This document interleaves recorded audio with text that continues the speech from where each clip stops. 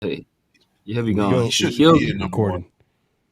he can go anywhere between 1 and 3. So I doubt if we'll be in position to select him. So I mean, at that point, like and if we trade up, it's gonna be for quarterback. We ain't trading up for Travis Hunter. So See, my thing is like, where is Hunter? Where's he getting evaluated as a corner or receiver? You got to only pick one. You can't do both. I mean, I'm assuming that you can't do both in the league. Maybe he's that I dude, mean, but look, I just don't.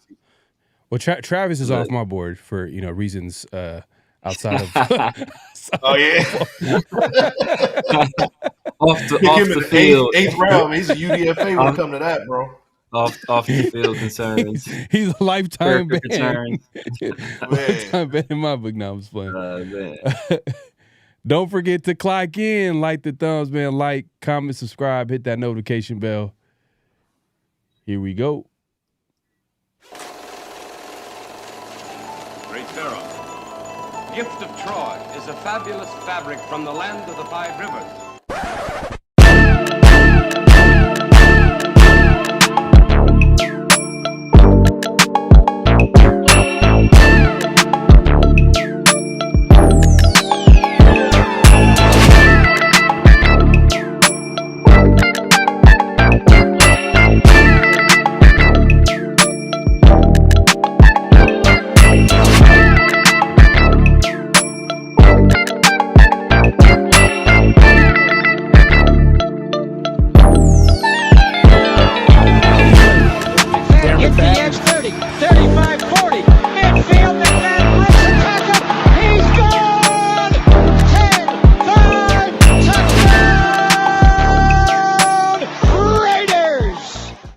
Years ago, when we came to Los Angeles, I really believed that the greatness of the Raiders would be in its future.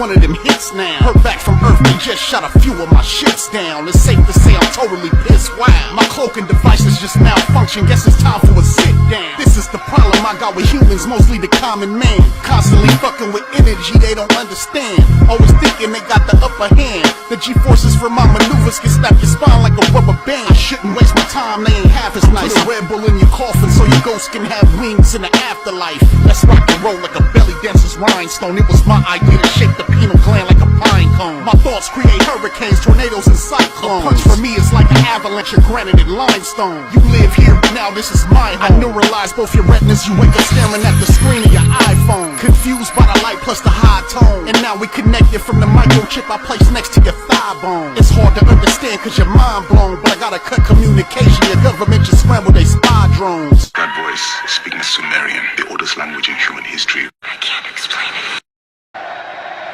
We back. We back for another edition of Around the Shield. Y'all already see it on the screen, and we got the Severe Raider. We got Big Mike Raider, obviously myself, PharoahNFL, man, for another edition of Around the Shield. Man, we got a lot to talk about. Hey, I know it's 2 games left. 2 games left in this tough season, man. That's just to be nice. I'm gonna say tough season. I know y'all got all types of adjectives that you can think of, but we just gonna say tough season. We got a lot to talk about. Before we get this show started, man, make sure to click in, like the thumbs, man. Like, comment, subscribe, hit that notification bell so you'll be notified for any new content. This is going to be shown on all 3 channels. So if you haven't subscribed to all 3, man, hey, what are y'all waiting for, man? Go ahead and do so immediately. But what's going on, fellas, man? How y'all doing, man? How was the holidays? What y'all do this week outside of watching the Raiders win the Tank Bowl? Man, I had to do some last minute shopping. Mm-hmm. You know, ran myself ragged doing that, and then Christmas was cool, but I got to get back in the swing of things. I got to hit the gym, man. I'm losing my way, man. This holiday is getting me, man. You know, it's tough, man. But yeah, man, it's tough, man. I'm good it feels good to be here, man. We got 2 more games, man. I'm kind of sad because the season's over. But it's going to be good content out in the offseason. We can finally start talking about where we're going, what we're doing in the future. A lot more positive stuff to talk about. So I'm excited for that, man. These last 2, man, it couldn't go any faster, man. Yeah, man. I mean, I guess let's not waste any time, man. This week we play the Saints. Possibly with Derek Carr. There's a possible chance. There are some reports saying that Derek Carr could possibly come back this week. Obviously, he's going to be playing his former team, the Raiders. You know, there's a lot of extra motivation to play. He's 3 weeks removed from breaking his left hand. Not sure if he's able. It's non-throwing hand, but still, you know, you still have to be able to like run plays and use your hand to protect the football. Yada yada. Y'all know the deal. Do you think Derek Carr comes back this week? No, I don't think so either, man. Yeah. I think the Saints are in a situation. I mean, not even just Carr, but Kamara as well. They got a couple other injuries. We'll get into injury report, but you know, they're at the point where they're not making the playoffs. You know, it's not necessarily a tank, but there's some guys that it doesn't benefit them to be back on the field. You know, for their future after the end of the season, because we don't know where Carr is going to be next year. He's probably not going to be a starter, I'll tell you that. And then Kamara might be gone next year. The Saints are kind of in a, you know, a lot of people are going to be gone from that team that's on this current team now. So they're in a situation where, you know, they got some moving pieces. So, you know, for those individuals' future, it doesn't make any sense for them to be playing at this point. Right. But it seems like the Saints are doing their best to have a little bit of gamemanship. You know what I mean? They're not trying to commit to any quarterback. They're saying possibly Jake Hayner might start this game. You know, Spencer Rattler obviously has started some games. So they're actually doing their due diligence to confuse the Raiders because Patrick Graham has to prepare for a QB, right? Is it Derek Carr? Is it Spencer Rattler? Is it Jake Hayner? You know, you don't. If the Saints are kind of not committing to one quarterback, then that's what it's going to be. It's going to be hard for the Raiders to really prepare for who's going to be back there. So, which tells me that the Saints might be trying to win this game. You know what I mean? It's interim coach. You know, he's trying to put a W on his resume. You know, hey, look, I'm sure he has aspirations to become a head coach, a full-time head coach. I mean, I'm not sure if it happens for him this year. You know, just because the Saints have. I think I read somewhere that they're literally the only team that got that scored 0 points. I mean, last game they were, it was 34-0, and they're the only team to lose without scoring a point this season. So, which tells you how bad they're playing right now, or how tough a season they're having. So, we'll see, man. I think the Raiders can possibly. Man, this is crazy. Better than I don't look. This is the only time where I'm gonna be like, please don't win a game, Raiders. Just please. At this point, there's 2 games left. Yeah. Let's at least get into that top 3. That top 3, top 4. Once you start getting outside that top 5, it's gonna be tough. Yeah. But because you getting in dangerous territories. If you win this one, you picking in the 10s. You're picking in 10, 11 range, and where that doesn't put you anywhere. We're back at square one. So right. Man. Yeah, we don't need to win this game, man. Be honest with you, we don't need it. I mean, if you just look at where we at right now, we're picking number 6 overall. I'll go ahead and show Takeathon current draft order right now. Oh man, this is not even the current draft order. What am I doing here? Hold on one second. That's in a perfect world. That was beautiful. You see how I manipulated? I was just like trying to figure out.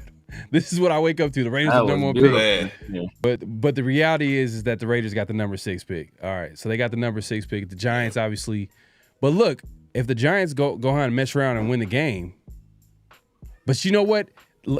I think after the record, because you can see the teams are tied up here, 3-12. I think it goes down to strength of schedule. Strength of schedule. And man, if the Giants if they win, they drop and they're Raiders lose, they're dropping behind the Raiders. Patriots, they play the Chargers this week. There's some possibilities. You know, some of these teams might mess around and win a game. I don't see that happening. That strength of schedule, it fluctuates, man. It's not it's not solid number. Static, fluid. So you got Tennessee playing Jacksonville too, so that's a pillow fight. Somebody's got to win that, and so you got a lot of things, a lot of moving pieces the next couple of weeks. Man, Chicago, like back-to-back years with number 1 pick, and now they're like kind of right there hanging around, possibly getting like that. That sucks, bro. Every season you're just getting a number 1 pick. Like, that's crazy. Yeah. And the Bears are kind of in the position we're in now this year. Last year, they were in that position where, they had a bunch of cap space and, they have one of the top picks. So Raiders, take note. Don't do what the Bears did. That's all I got to say about that, man. So, it seemed like they made a lot of good moves, but they're back where they started. This is different team, different topic, but do you agree? Look, but maybe you could connect it back to the Raiders. Do you agree with a franchise keeping the existing coaching staff when they know that they're on their last legs and they got the number 1 pick or top draft pick? They need it, and that top draft pick most likely is going to be a quarterback. Mm-hmm. And that's what the Bears did. The head coach was on a hot seat last season, and they end up keeping him. But everybody knew that chances of him, staying after this season is pretty low. But I'm like, man, why would you want to risk not having, just consistency of having a coaching staff around your young QB that's part of that you're developing QB. So I don't know, the Raiders are kind of in the same boat right here. Are they if they keep Antonio Pierce, they have to believe in him. They have to be all in on him. They can't just go into it like, we kind of, they're 50-50 about him. Like, they got to be all in at least, for him to, especially with a top draft pick coming up. Yeah, and Eberflus was when when he's there, it was maybe he should have been gone last year, and I'm sure they pretty much regret that big time. And like I said, man, Raiders, take note, don't do what the Bears did. If you do get a quarterback this year, whoever you bring in, Start fresh because it matters. It matters because you'll be right back at number 1 next year. Yeah.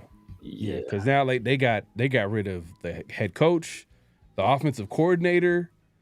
I mean, if you want to ruin a QB development, you just constantly going through coaches left and right. You know what I mean? Yeah. We've seen it with so many different quarterbacks. So I just don't want that to happen with the Raiders. So whoever, if they're going to be all in on Antonio Pierce, cool. Make sure you pair him with a nice, a good offensive coordinator that knows how to develop QBs or that's quarterback friendly, and let that guy develop the guy that we're going to be drafting for the next, who's going to play for us for the hopefully the next 10 plus years. But that being said, let's take a look at the Raiders injury report against the Saints just to see what's going on heading into this game. And then we could talk about like what we want to see in this last couple of games. Because to be honest with you, we're not like I said, like we say, we've been saying since the Raiders season went downhill, like we're not really going to be talking about the keys to the game and all that at this point. Let's see. I think I had the injury report here. Boom. Yeah, man. Hold on 1 second. All right. So this is the Saints injury report. Man, it's pretty light. Yeah. Pretty light right now. Dylan Lobby. We were just talking about him earlier, man. Dude, He got an illness. And what? I think Nate Hobbs and somebody else missed last week's game with illness. It was Nate and somebody else. They missed the Jaguars game with illness. I can't remember who it was. Is the flu going around? Possibly. Yeah. Okay. So no Lobby sighting this week. It looks like so. Man, not like we was gonna see him play anyway. Yeah, it's true. It's true. If Dylan Lobby doesn't play any meaningful snaps on offense, he's done, bro. Like this, just cut him. Yeah. Just let him go. Like, come on, 3-12, and he can't get on the field. It's not even he can't get on the field. It's like all the other backs in front of him have been hurt. And exactly. He still won't play him. So just cut him. If you're not gonna play him, just cut him. And everybody that's been in front of him, they're not long-term answers at running back too.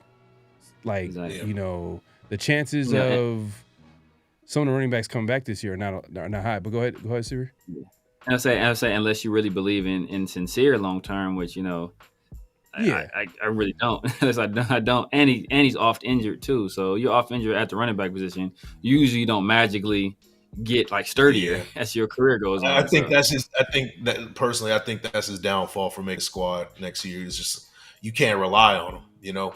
He's good when he's on the field, and it seems like he's better when he does get more carries. But can you trust him to be there for you? I would like to see him as a third down back or a third running back on the squad, but there's a caveat. Can you stay healthy? And it's shown time and time again that he can't be healthy. He can't stay healthy. So you got to move on because of that. Oh, you're talking about a Sincere McCormick. McCormick, yeah. Wow. I would bring him back. I'll put him in that running back. I wouldn't do what the Raiders did this year and be like, we're all in on Zamir White. Nah. Come on, Zamir's probably like I said, like a third down running back. Because Amir Abdullah is going to be gone next year. So that's what I would have him as. I wouldn't have him as running back 2. Exactly. That's short. You got to find 2 new running backs next year. Short yardage. Would you look at him as a short yardage guy? Like you could bring him in short yardage, or do you not view him as that type of back? No, he's kind of an Amir Abdullah type. Yeah, exactly.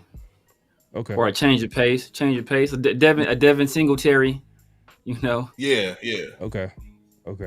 Yeah, man. I would still have him in that room. I mean, because the Raiders, they need all the help they can get in improving that run game. I think he did some good things this season. We just need to add some dynamic guys in that room, man. We at least got to grab someone in like the 3rd or 4th round. I initially said 2nd round, but there's only probably a couple of guys where you be like, man, this dude. You know what I mean? If he's the best player on the board, Telesco special, we could do it. But then at the same time, it's like there's so many running backs coming out. I think that we So could many, wait. bro. I think we could wait. That's what I'm I saying. think we wait. And the thing is, with Sincere McCormick, love the dude. Like the way he's kind of stuck with it, and he found his way on the field this year. Like kudos to him. But he's had an ACL already that took him out early on, and then now he's out for the season. This time, it's like, man, he's not getting any younger. He had 2 major injuries. It's Right. Yeah. That's my concern for him, man. Can he bounce back? I mean, yeah, sure, he could, but I don't want him to be a guy we rely on. That's all I'm saying. Exactly. Have him compete. So that's where I'm at with him, man. I love Sincere McCormick, man. Like he's a gritty player, but it's just can't rely on him, man. Yeah. Well, hey, the Raiders are relying on Chaseon. He's on the injury report, but he fully practiced, so he's good to go. Definitely a guy that the Raiders should bring back for sure and make part of this rotation. And we talked about this earlier, and like this D-line, man. This Raiders D-line, even without Max Crosby, they're playing well, man. And do you think that's the talent that we have, or do you think that's coaching? What would you give it to? Coaching or talent that we have? I'm gonna say it's not necessarily neither of those things. I'm gonna say that it's playing for your guy, your leader, playing for Max Crosby. Max Crosby has such a hold on this team as far as leadership goes, as far as mentality goes. You got to remember this time, in the offseason, everybody was in the building. Remember that. And it was led by Max Crosby. And because of that, that rubs off.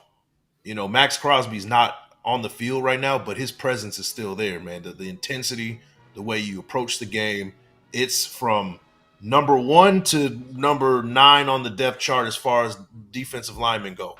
Each and every guy that's on that field right now is playing at 100 miles per hour. And that's what we're getting. Even guys like, number 96 who got a sack, and bro, like that's I got to attribute that to Max Crosby and his leadership, and that's what I think. You have a leader like Max Crosby who can, transcend and kind of rub off on everybody. Like, this is how we approach the game. This is how I approach it. I expect that. That's the stuff you get. I saw it from Kobe Bryant for years, man. He took a team in 2009, 2010, had no business in the finals. They repeated. They had a bunch of guys that were just guys. They didn't have any stars in that team, but it was led by Kobe Bryant. He had an expectation. Now, I'm not saying that Max Crosby is like the Kobe Bryant of football, but what I'm saying is he approaches the game in that same sort of manner to where, every person in that position room has to bring it every time. And that's what you're seeing with guys like, Chaseon. You're seeing it with Adam Butler this year. We'll get more into him. You're seeing it from top to bottom. Everybody's doing their part and everybody's playing hard, man. That D-line is got to be attributed to Max Crosby.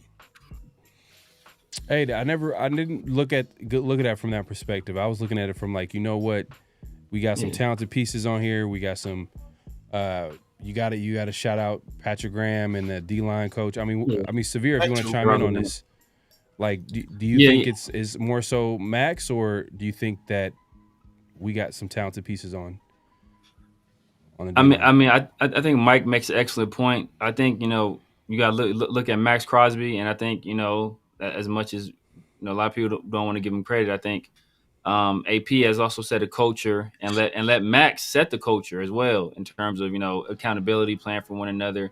But I said it before, man. I think, Robbie Leonard, I think he's a heck of a defensive line coach, and I think Patrick Graham, that's where his history is. It's in as a defensive line coach. That's kind of where he cut his teeth in the league, and I think he spends a lot of time with those guys, and we're seeing guys that weren't producing elsewhere or weren't producing previously, producing now. Malcolm Kuntz was a guy last year, kind of an afterthought. A lot of people preseason didn't think he'd make the team, and because of how Josh McDaniels was like hounding him when he accidentally like hit the quarterback that time, right? Like, you thought like it was easy to say that guy might get cut, and what does he do? As soon as he gets an opportunity, that guy sets the league on fire. PFF had him as a top 10 pass rusher that second half of the season.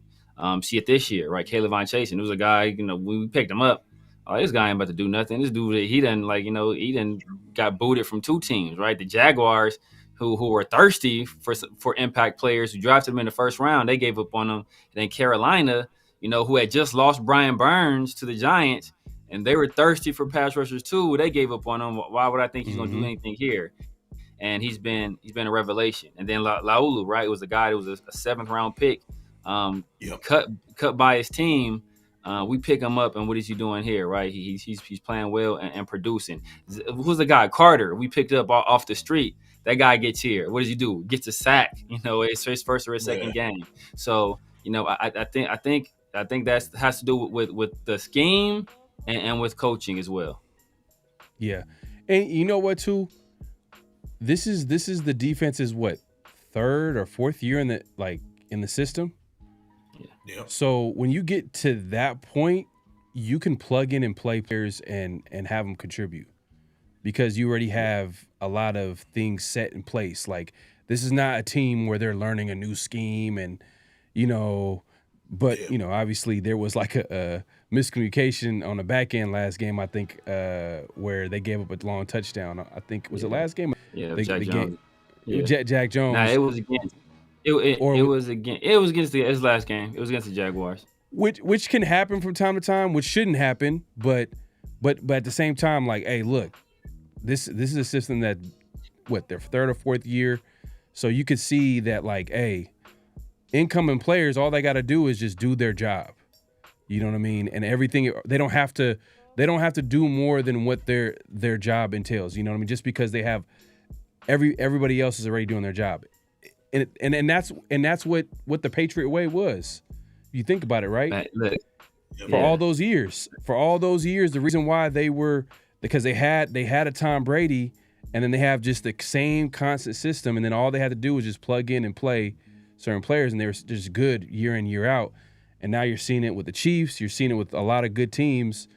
After a while, if you continue to play in the same system, then all you got to do is just plug and play and start players, and boom, like, they're contributing. That's how it works. Like, but I see you guys' point, man. I think Max definitely has a big impact on his team. I'm sure they hurt him this week, though. But we'll get into that in a second. But to your point, like, that's what you want to get to. You want to get to that consistency where you're able to keep this system in place, and then you can plug guys in, and they can find a role in that system, right? And that's why the Raiders have been bad for so long. Yeah. Because we don't allow a system to we keep ditching systems every 2-3 years, starting brand new. You can't build any kind of continuity with that.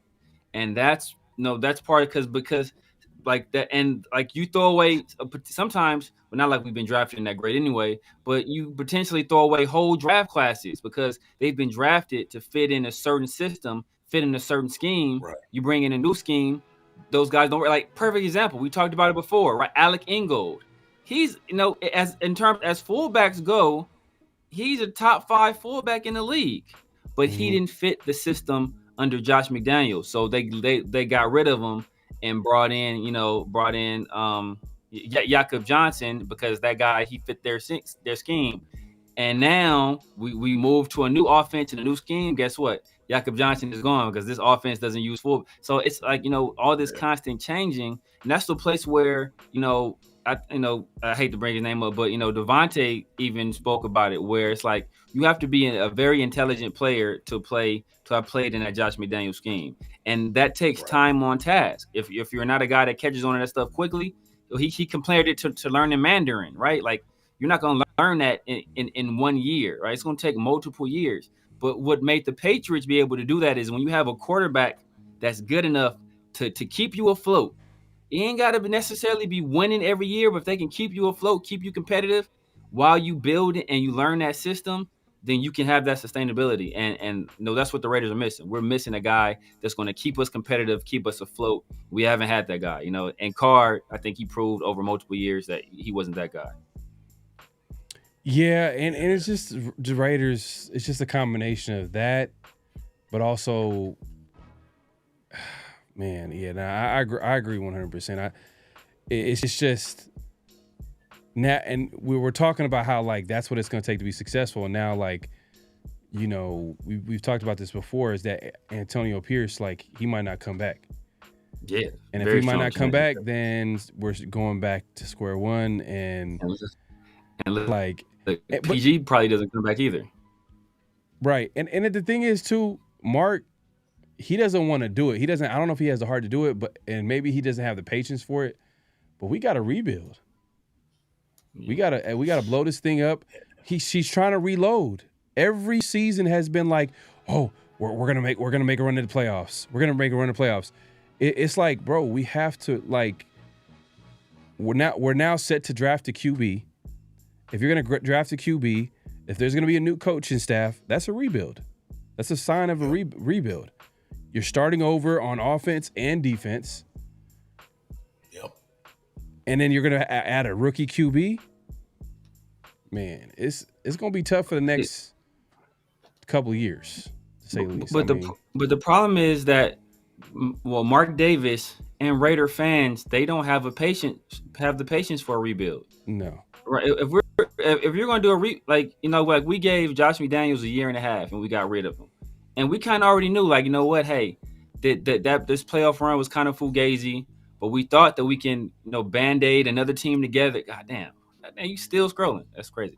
But we thought we can do something that first year, but as soon as we saw that wasn't it, man, you gotta hit the reset button. You gotta hit the reset button. But like Mark Davis, he loves this team too much, and it's like, you know, it's like if you have a dog that gets hurt real bad or gets real sick, but it's been your dog for a long time. It's like, look, and you got two options, right? That they can either, you know, like, they'll live, but they're gonna be in pain all the time. It's gonna be constant pain all the time, or, you know, you can do what's best for the dog, and we can put them to sleep. But Mark Davis doesn't have the heart to put the dog to sleep, and that's like hitting that reset button, like putting like it's everything, like, you know, hey, starting all the way over. He doesn't have the heart for that, because, you know, he's too emotionally invested in the team sometimes, and we saw that, you know, with his celebration of a win. That was actually counterintuitive to what he should want at that point. Yeah, man. And, you know, we spoke about Carr earlier, and there was, like we said, there were some reports saying that he might have a chance of playing, but as you can see, he's on the injury report. Did not practice Wednesday. Did not practice Thursday. We'll see what it looks like on Friday, but most likely he's gonna miss that game. And hey, the Saints playing the little gamemanship with the Saints, because, you know, they had like different QBs. There's a possibility Jake Haener might start. Obviously, you know, Spencer Rattler has started. We'll see how that shakes out. Kamara also has not practiced. So, this is going to be a game where the Raiders win. This is a game that they should possibly win, just because, like, with everybody just hurt. I mean, if Kamara's out, then that's all bad. I mean, for them, they're starting tight end. Even Marcus Van Scantling, he's on an injury report. He's been on fire since they picked him up, especially with Carr at quarterback. For some reason, Carr and deep threats, bro. Yeah. I feel like that's like his bread and butter. Like, if you give him a deep threat, they're gonna get numbers. Yeah, it's true. Even he played with the Chiefs, and he didn't really do too much with Patrick Mahomes. Yeah, he gets with Derek Carr, and it's like a whole different player, you know. But Chris Olave, he'll be back this game. He's coming back. Okay. All right. They say his head. Oh, man. Huh. His what? Yeah, I know, right? Yeah, that's Paul. Head. Oh, hey, yo, Paul. Nah. He was in concussion. I don't know why. Like, that's mad sus by the Raiders, because he had a concussion. So I don't know why did you say concussion. Yeah, head. why did they say just head? Yo, man, mad whoever, sus, hey, man, mad Raiders. sus. This is Raiders website right here, man. Whoever's running the website right now, or the injury report. Chill. Just said, Just said head, fully practiced, man. Injury report by Sean Combs. No Diddy for sure, man. No Diddy. Oh man. Hey man, but man, that's pretty much the injury report this week. Yo, I didn't see Taysom Hill on there. Is Taysom Hill on IR? Taysom Hill was not on the injury report, but this doesn't include like IR players. Like that's kind of like a given that they're not going to be. I'm about to say, is he on IR? Taysom Hill. Let's see. He's been injured for a couple of weeks already. That might affect my pick later on. If Chris Olave and Taysom Hill both play, I might have a Shoot. Yeah, it looks like he's gonna be hurt. I think he's out. He's hurt. Okay. Like, he's been hurt for a while. He didn't play against the Packers. Oh yeah, he's definitely out. He tore his ACL week 13 against the Rams. Okay. So they play. Yeah, he's out. Put him on IR. They put him on IR. Okay. Yeah, they put him on IR. He's done. I'm sorry for him because he is done. But I mean, he's done. He's done. But yeah, man. Hey, look, I think we kind of touched on maybe who we want to. I mean, we didn't really talk about it too much. What do you want to see in these last couple games? Like as far as like players that you want to see get on the field. I know I want to see Brock Bowers break some records. I'll say that. Get that out the way. Yeah. But is there anything else you want to see in his last two games? I mean, season's over. I can tell you what I don't want to see. What? I think that might be easier. I don't want to see us win a damn game for the rest of the season. Yeah. Facts. Exactly. It doesn't make any sense for us to win these last two games, man. And I know Antonio Pierce he's fighting for his life right now. His coach's life, man. The dude, he's still. I don't know if he's. Y'all killing me with man. this. Tell you, man, he might be coaching. His last two games as a Raider. Maybe these last two games mean something to him. Maybe he got the memo. I don't know. Maybe it does mean something to him. But outside of that, man, like I just want to see Brock Bowers do his thing, and the D line for the Raiders do their thing, and I'm good, man. That's really where I'm at, man. Losing style at this point. Right. Yeah. Right. You want to see some like players that you could project to play in the future for the team, like how, especially when we're at full strength. They're part of the rotation. Like we talked about the D line. I've been saying that I want to see Michael Mayer featured, but I don't know if it's gonna happen this season. It's just a weird season for him and just the team. I mean, Severe, who are you looking? What are you looking for the last couple games? Like, what players do you want on the field? What do you want to see from this team? It's not going to happen, but I would love to see Amari Gaynor get some playing time, man. I would love to see that. It hasn't happened all year, so likely it's not going to happen right now. Because Amari Burney, he's been getting in, and I think that we kind of see the writings on the wall for Diablo. So Amari Burney's been getting in, and he's actually looked pretty good at times when he's in there. I know somebody that's not getting any snaps on defense. A certain player that was drafted in the 5th round, but we ain't gonna speak about that. But I would love to see Polamalu. I love to see Polamalu finish the year out strong. Kind of build off his AFC Defensive Player of the Week performance against the Jaguars. Right. I think he's the future at that position. Merrick, after week 2 last year against the Bills, I was ready to have Merrick walk back home. And I think, from that point on, he's been, one of our better defensive players. I think, he's been playing some great ball this year. And the fact that he did it last year and this year, usually I don't trust that kind of production in a contract year. But the fact that he did it last year and this year, I think is a little bit more trustworthy. So I like to see him finish the year strong. And, we had high expectations for this guy coming into the year, and he struggled. So I'd like to see Jack kind of finish the year strong as well, man. He's been like he got beat last week, on a miscommunication between him and Palomino. He should have got beat twice for a touchdown if Mac Jones, throws accurate ball. Brian Thomas beats him badly on the double move, and that's kind of been Jack Jones's MO, getting beat on double move. So I want to see him finish out the year strong, because if not, we could end up needing another corner, and I want to see some more progression from DCAM as well. You know the thing about Jack Jones, a lot of people have been tough on Jack Jones this year. He hasn't had the same impact that he had in the games that he came in when we picked him later in the season, right? But I think what Jack Jones needs, he's kind of like a Marcus Peters type.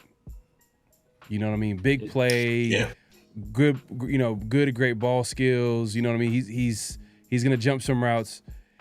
You would love to have him with the D-line just hitting all cylinders. You know what I mean? Like when you got Max back there, when you got the Christian Wilkins, then you got a playmaking DB back there, then you're gonna start seeing his impact a little bit better because he'll be able to jump routes and make some plays on the ball or whatever. But I think right now it's a little tough because now go ahead. Yeah, I said that's why he played so well last year, because when you have a defensive line that's pressuring the quarterback, they got to get the ball out in 2.5 seconds, right? You don't got a lot of time to be running these double moves. So like he can sit on that. He can sit on that short stuff, and that's kind of how he jumped. That's how he jumped the route in San Diego. Same way he jumped the route against Kansas City, right? Like we were putting all kind of heat on Patrick Mahomes, and they were having to get the ball out quickly, and he kind of knew that. So if you ain't got time to run these double moves, you can sit on it. But this year we haven't been generating the same kind of pressure. So, teams are able to beat him deep. And I think that's why he's been so susceptible this year to those double moves. So like that's a great point by you, Pharaoh. Great point. And another thing too, it just also just lets us know that we don't have a number one corner. That's true. Maybe it's Jacorian Bennett. Maybe. Agent Zero. He was real nice. He was real nice before he got injured. I mean, I still want another corner in the building, man. I still want a cornerback one caliber guy in the building. Yeah. No, I hear you, man. You know what? I will say this though, kind of rewinding back what you said about Trayvon Merrick. Man, the dude's been balling. Been balling. He's been doing his thing the last 3 weeks. Just looking at the last 3 weeks, I'm looking at PFF. I know what they say about PFF. It doesn't really mean much, but it shows on screen too. It shows on film. Dude, exactly. Against the Bucks, 90.4 defensive grade. Whew. Falcons, 78.4 defensive grade. 76.3 against the Jags at strong safety. Ever since he kind of moved over to that strong safety position, he has really answered the call. So, maybe a position change for him next year. If we do keep him. Yeah. So that's somebody that we got to keep our eye on. That's somebody that I'll be watching for this game as well. So, do you think? Quick question. Are the starting safeties this year going to be the same starting safeties next year? I think Merrick will still be here next year.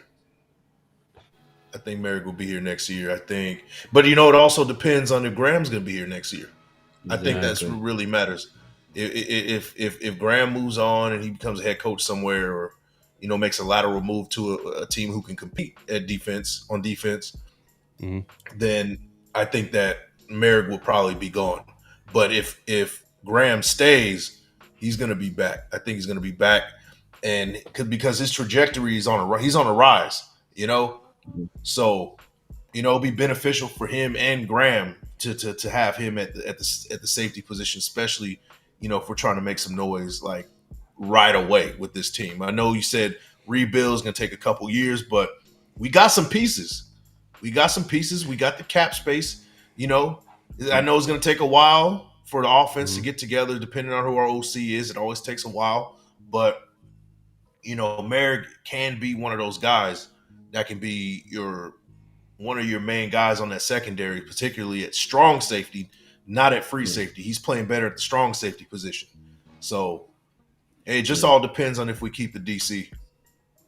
Fact. Yeah. Strong chance Merrick follows Graham wherever he goes. So, that's a possibility. That could be true for a lot of players that are going to be free agents after the season, because we got a few free agents that are going to hit the market unless we don't resign them. Unless we resign them. But we'll see, man. It's going to be a lot to talk about. A lot to pay attention to as far as the team. But you spoke about Brock breaking some records, man. So what record are you trying to see him break? Definitely. He has. We all know that. Hopefully he doesn't get hurt or anything like that. But it seems like he'll hit the. I think the yards. He'll break that most yards for a rookie tight end. The catches for a rookie tight end, I know he'll break, but I actually want him to break, which he has to have some good games, but it's within reach. The most yards, most catches for a tight end in the season, and I think that was done by, I forgot who that was done by. I think we looked that up before it was Ertz. Catches it. Zach Ertz.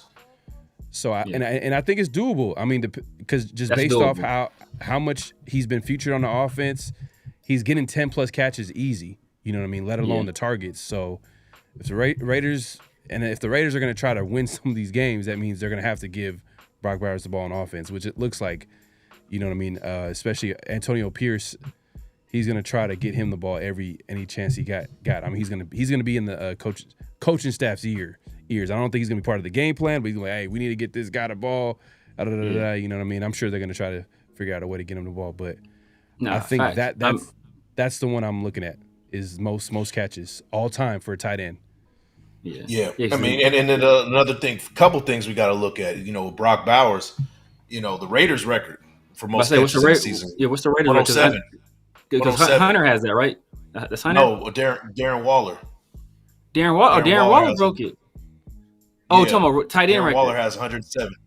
No, single season record for receptions. Yeah. Oh, Darren Waller has 107. I thought Hunter took it. Okay, damn. Yeah. No. I think Darren Waller might have probably the tight end record for the Raiders, but I think Hunter Renfrow broke Tim Brown's catch record in the season. Yeah, I thought Hunter had it. Let me see who had the most catches for, and anybody in the chat that's watching the show, little trivia. Who had the most catches in a season? I thought I remember Hunter breaking for the Raiders. I think that was a Might year. Be right. Let me look. I think that's the year that we went to the playoffs that year. I thought he had it. Nope. He had 103 in 2021, but Darren Waller has 107. Damn. Okay. 7 in 2020. That's crazy. So he was close to breaking. That's crazy. It.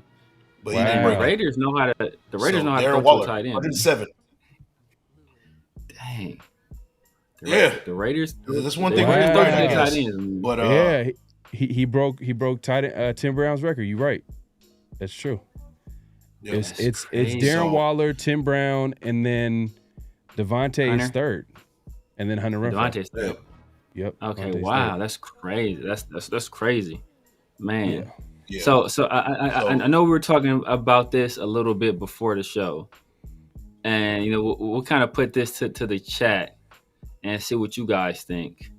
But Pharaoh is of the opinion that Brock Bowers will one day break the single season receiving yards record for a tight end, which is currently held by Travis Kelce, was 1,416 yards.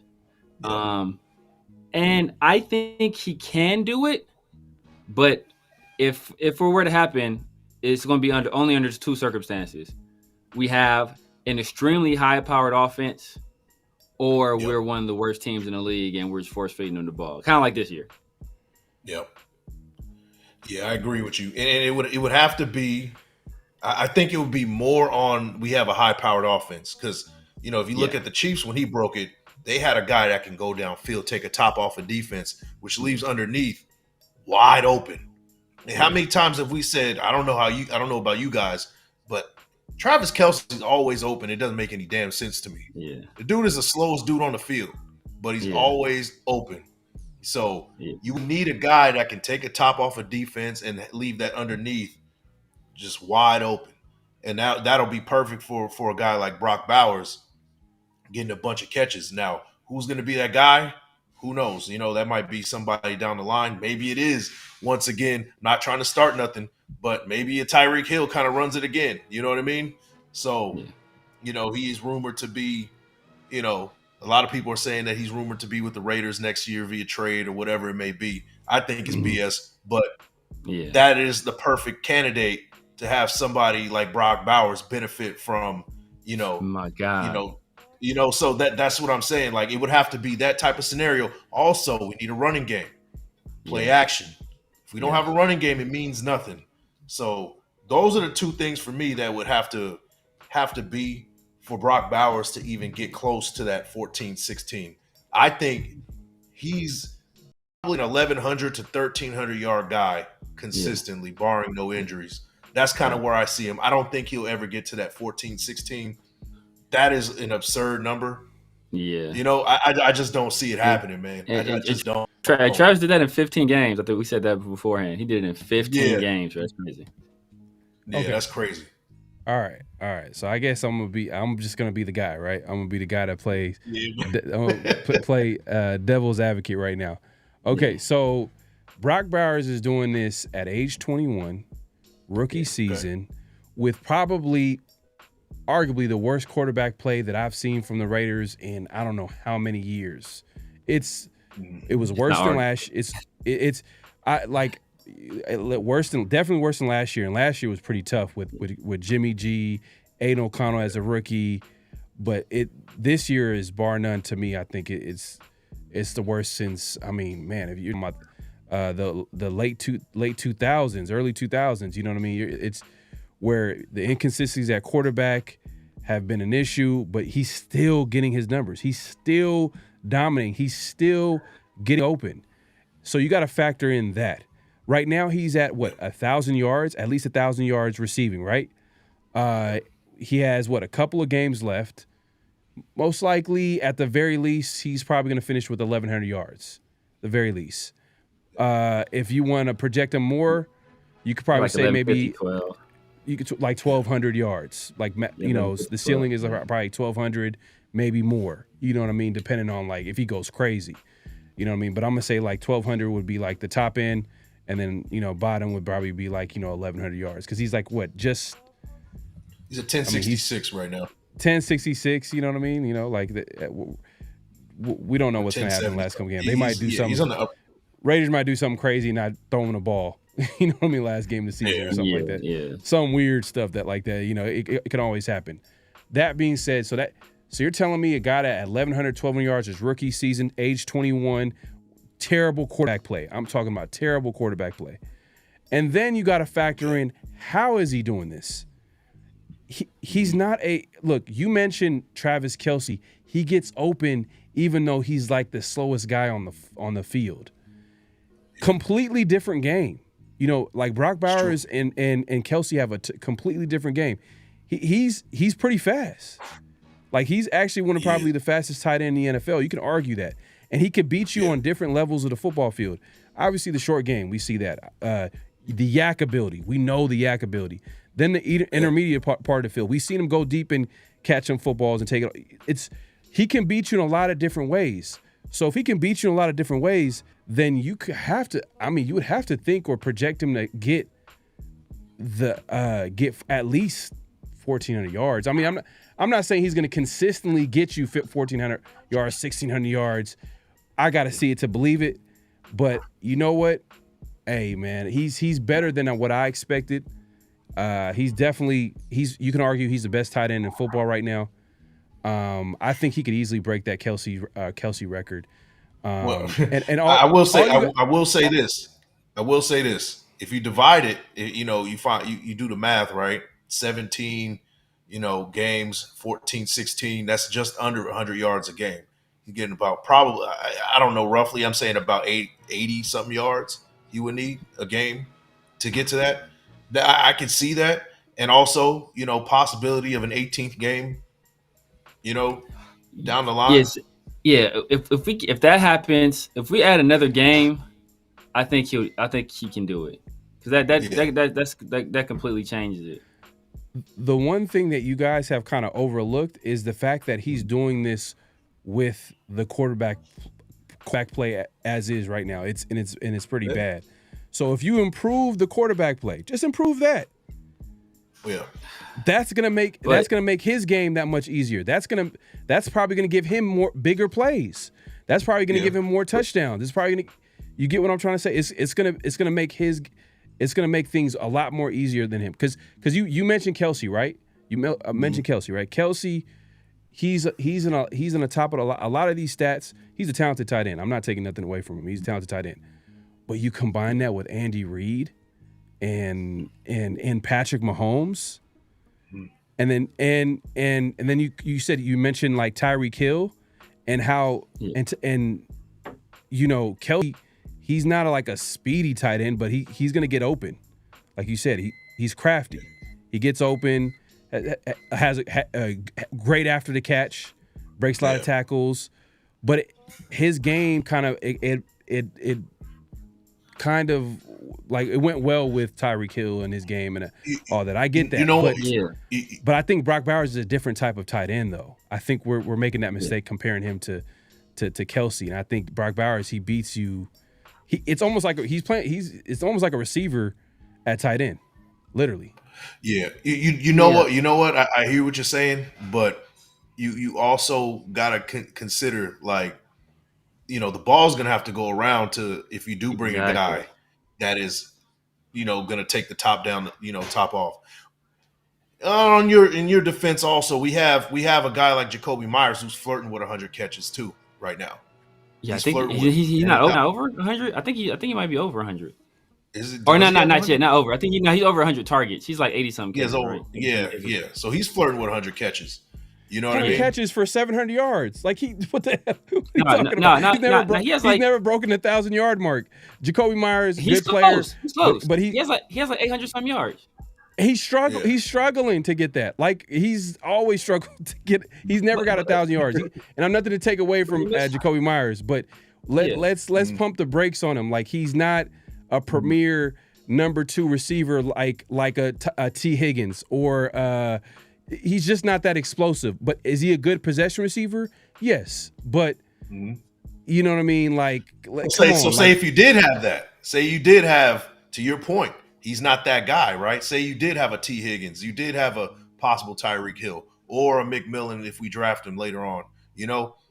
Who's to say that gets the same volume when those guys come into town? You know what I mean? You might not have to find Brock Bowers as many times, which will mean he's not going to get as many yards. Now, is he a threat, for Yak? Yeah, that's a possibility. But for him to be that big of a threat with Yak to where he's getting 1,400 yards on, let's say, 70, 80 catches, like that's a lot to ask for, man. Y'all treating Brock Bowers? You're not treating him like, look, in my opinion, y'all treating him like a great player on a bad team. That's what pretty much y'all pretty much are saying, because what you're saying is that if we add more talent, it's going to take away from him. No, he's going to be the premier player on the team. Yeah, who are you guys projecting to come to the Raiders to take away his? Because he's already established himself as the number 1 guy. I'm saying, but he'll still be the number 1 guy. But target share is going to be spread around. Right now, he has 27 more targets than the next nearest person, and then after that, and that's Jacoby Myers, and then the next nearest after is Trey Tucker, and then the next nearest person after that is running backs. I want to see the quality of these targets. You know what I mean? Let's be honest. Like the catches that he was making last game, literally catching balls at his ankles. You know what I mean? Like, pause. He was catching at a weird. Yeah. Like he was. The dude got hands. Mega pause on that one. Yeah, mega pause. But what I'm saying is that, like, when you have to, when I say that you have to question the quality of his targets, when a guy, one of his biggest strengths is yak, and the ball's not accurate, then that takes away one of his biggest strengths because he has to slow down and catch it behind him, which gives the opportunity for the defense to block him. You know what I mean? Like that's not all the time though, man. That's acting like every pass he catches. Bro. Like he's had a lot of passes where he's also had a lot of stuff where he's just like schemed wide as hell open, or they dumping underneath and let him just. They've done a lot of that too. So they're putting him in position to be successful. And when they didn't put him in position it's easy to do that because it's easy. It's easy for them to do that. Because he's versatile. I mean, they're doing what they should be versatile, doing. Talented. But when they don't do it, you get the Tampa Bay game. That's what happens. You get the Tampa Bay game. So it's like it's going to take a lot. We're going to have to be very bad. Like the players that do it, the top 5 guys, it's basically Travis Kelce and George Kittle. When George Kittle did it, that team was 4-12. Man, and he didn't have another receiver get more than 500 yards, and he had Nick Mullins throwing him the ball. So like when Travis Kelce did it, Patrick Mahomes was throwing for more than 5,000 yards. So it's either going to have to be a high-powered offense, or the team's going to have to be really bad, just force feeding them the ball. That's the only way it's going to happen. Okay, I mean, like you trying to paint that scenario, but either way, I think my main point is because I think before the show we said that, hey, look, is it a possible chance? And y'all like, maybe he might have like this dude is doing this. He has 1,200 yards, and he's about to break all records in his rookie season with terrible quarterback play, terrible everything. Everything is terrible. I'll say this, and you're bro. saying I'll that say maybe there might be a slight chance. Like, of course he could break the record. I'm just saying. I think that it's without a doubt. I'm confident that I think he could break that record. I think you said he would do it. Yeah. There's a chance. There's always a chance. But it's not gonna happen. I think he can easily do it, man. I think he can easily do it. To your defense, bro. Yeah. To your defense, I'm gonna be on your defense. Because right now, man, this is how I feel right now, man. I'm fighting for my life. Y'all killing me with this. Oh man, go ahead, Mike. Go ahead. Look, to your defense, man. If you're looking at Brock Bowers as your wide receiver 1, he's a tight end, but you're looking at him as the target. You keep him, Jacoby Myers, as your wide receiver 2, even though he's a 1, right? At this point, right now, he's our 1. But if you keep him in that same role, bring in a top end wide receiver 3. You don't go for a guy like, T. Higgins or somebody like that. You bring in a top wide receiver 3, then he has a chance to do that. But you also got to have a good running game for play action purposes and things like that. It can work, And also the threat of having a second tight end and 12 personnel will also help too. It also helps that a guy like Noah Gray for the Chiefs, he's also a threat too when it's all said and done. Yeah. So having something like that, having those type of and maybe Michael Mayer is that guy down the line, right? But it would have to be those kind of scenarios for Brock Bowers to do that, and that's a possibility. I'll give you that. Yeah, but like you okay, y'all like are saying like, oh, this is how it's gonna happen. I'm saying that it's going to happen. Like I'm saying that it's going to happen because I look, I could easily be wrong, but what I'm doing is I'm projecting because I'm looking at how this guy is being productive. I understand you guys are saying, oh well, it's because the Raiders are a bad team and they're featuring him a lot. Yeah, exactly. But he was doing it. He was doing featuring him. He should be featuring him though. But he was doing it to begin the season. He was making plays to begin the season with all the pieces on the field. And with terrible quarterback play, and a terrible run game. Brock would not have 140 targets if Devontae was still on his team, bro. He wouldn't. He would not have 140 targets with Devontae still here. Mike, you just said right now, you said would help him get his numbers is have a good run game. And for the majority of the first portion of the season, we've had a terrible run game. And you can say overall we've had an inconsistent run game because there's been games here and there where we've kind of ran the ball at times, but for the most part, we can say inconsistent. Exactly. You could say one of the worst in the NFL. And he's still getting his numbers. And teams know at this point that he's getting the ball.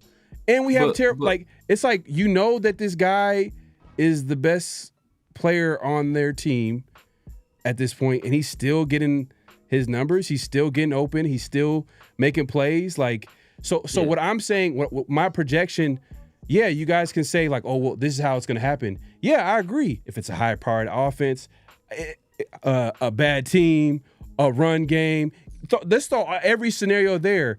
He's still going to get his, is what I'm trying to say. He's still going to get, this is what the season's proven. He's still going to get his. And that's what I'm trying to say. And I'm gonna land the plane real quick. And the fact that a lot of his game, from what we've seen, he can beat you in a lot of different ways, man. I think that's the biggest thing for me.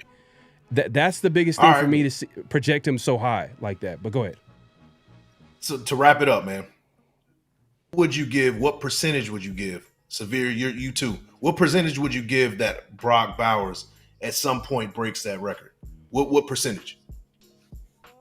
Assuming we stay at a 17-game season, like I said, we're likely going to 18. If he goes to 18, Assuming 18. Assuming 18. Okay, that changes things. Ooh, that's I mean, assuming 18, I think it's more likely than not if it's 18 games. That's a whole nother game. Okay. But under because Kelsey did it in 15. So everybody else did it in less games. So you got two extra, three extra games over what guys in like that's big. But like 45%. If 18 games, 45%. If you want to take away from Brock Bowers just because he's playing in a 17-game series, you could do that.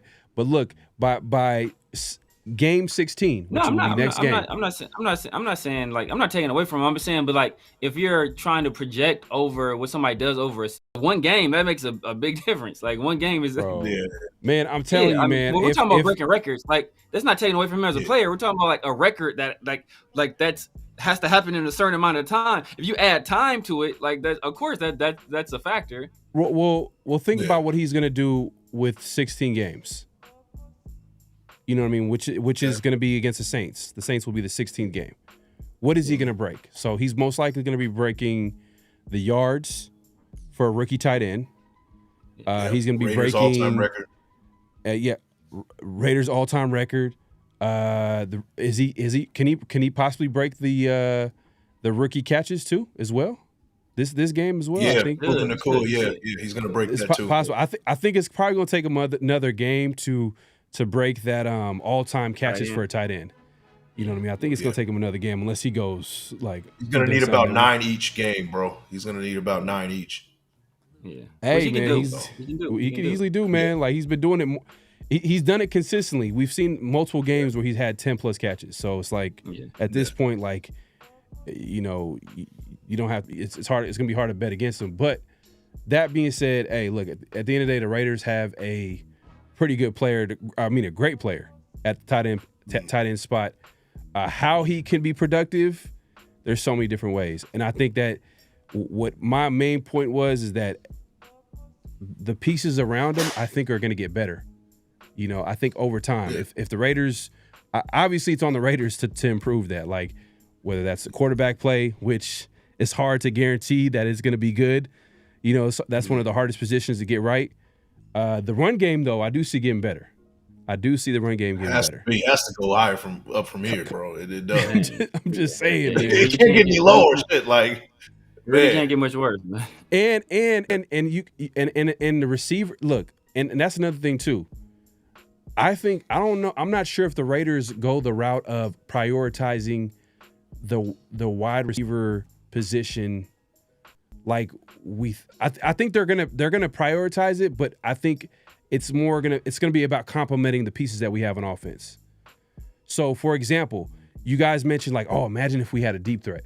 But if we have a deep threat, this is not gonna be a high.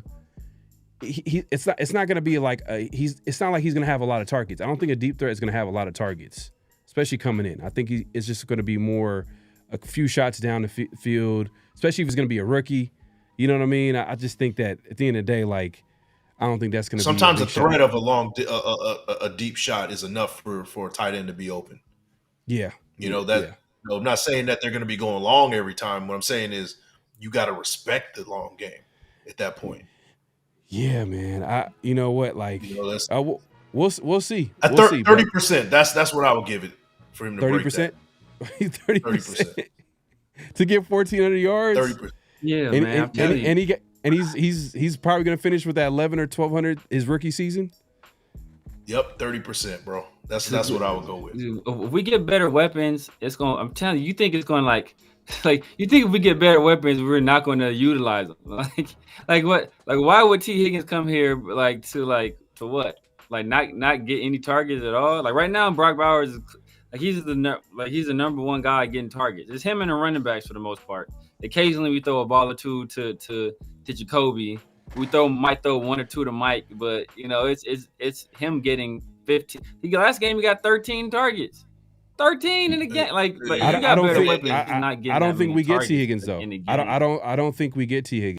The reason why I remember when we got Devontae Adams, I was jumping for joy because I was celebrating because that type of player, that caliber player at wide receiver, it's hard to get when you don't have a premier quarterback. You know what I mean? Like a lot of these players, they're trying to go to situations where they can continue to be productive so they can continue making money. So if we're being honest, so I just think that's going to be a big part of how the Raiders address the position. It's going to be it's going to be it's going to be role players because they already have a premier player at tight end. They can actually go about it a different way. They don't have to waste so much time trying to get T Higgins to say no, and then they missed out on so many other players. I think the Raiders got to be smart too. You know what I mean? And that's what I'm saying. In that scenario, he can get that if they do bring in just guys like a solid wide receiver 3, or you elevate Trey Tucker in a way where he's a guy that he's our deep threat / wide receiver 3. He's getting more targets, or is more of a threat to be going long where people respect him to do so, and kind of keep with Jacoby Myers in that same role. Then I could see that, but it would have to be that. Yeah, but I think under that scenario, we're a bad team. We're like a 6-7 win team. Yeah. Like we're 6. So that's what I'm saying. Like he can get it, and we'll be a bad team, or we can be a super high powered offense. Like the years that Travis Kelce had those, like Mahomes was throwing for like almost 5,000. I think he threw 2 of those years. He threw for 5,000 yards. One year he threw for like 4,900 yards. So it's like there's super high powered offenses. Like we had like 5,000 yards out of your quarterback for your tight end to get 13, 15, or 14. We're never going to we're talking about Andy Reid. We're talking about Patrick Mahomes, and we're talking about Kelce that was in his prime.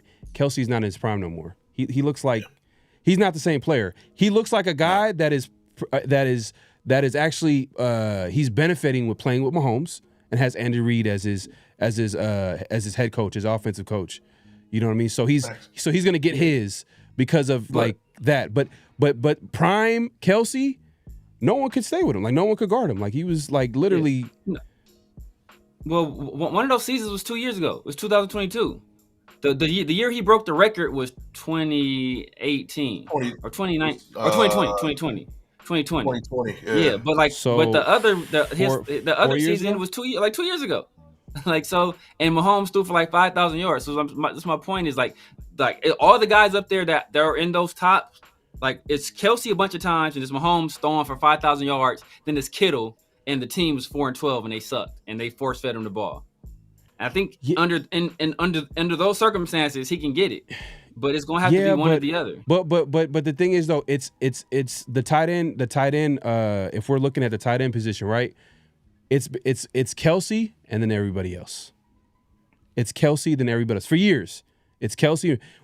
As Raider fans, we're like, oh, Darren Waller, but Darren Waller never could stay healthy. Balling.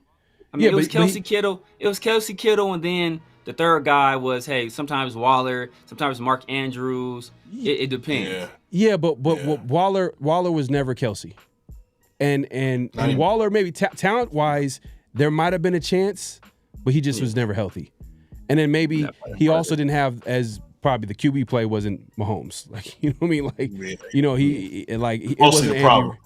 Yeah. And Andy Reid, like, just you want to talk about scheming someone open? Golly, like finding creative ways to give, Kelsey the ball. Like, man, that's probably one of the best guys to have back there drawing up plays for you. So that's another thing too that we really didn't talk about as far as if Brock Bowers is going to get that record or continue to break records is like who's going to be his coach or offensive coordinator, because he's going to definitely need someone creative back there. Yeah, that matters. Yeah. That matters, man. But yeah, hey man, let us know in the chat, man. Like, hey, I'll put crazy, bro. Yeah. Let us know, man. Do y'all think I'll put a poll on the chat, and I think we all can do that too as well in our respective chats, and we'll put out will Brock Bowers break Kelsey's single season yards record, which is 1,400 yards. Not this season, obviously. I don't think that'd be crazy if he breaks it. He'll have to get like 200 yards each game to break it. Yeah. But will he break that record? And if so, in the chat you can give us a percentage. I'll say 65. Give me 65. Give me 65%. Give me 65%.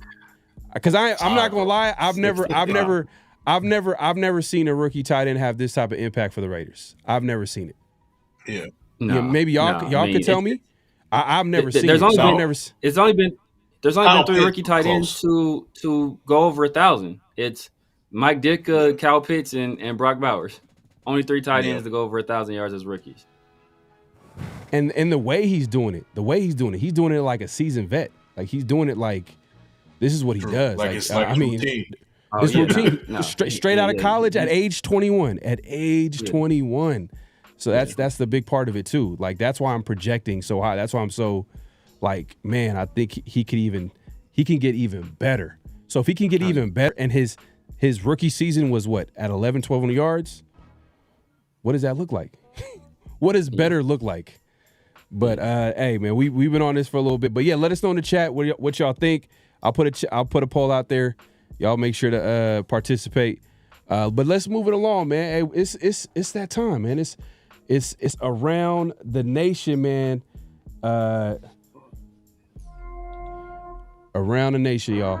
So this is where we get into what's being talked about with the Raiders lately, what's going on right now. And I think everybody's been talking about the draft pick, right?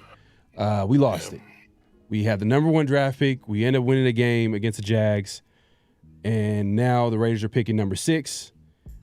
And let's actually have this conversation. If we're picking number 6, it's going to be harder to get a quarterback. There's a chance that we don't do it. There's going to be a chance that we're still going to get a quarterback.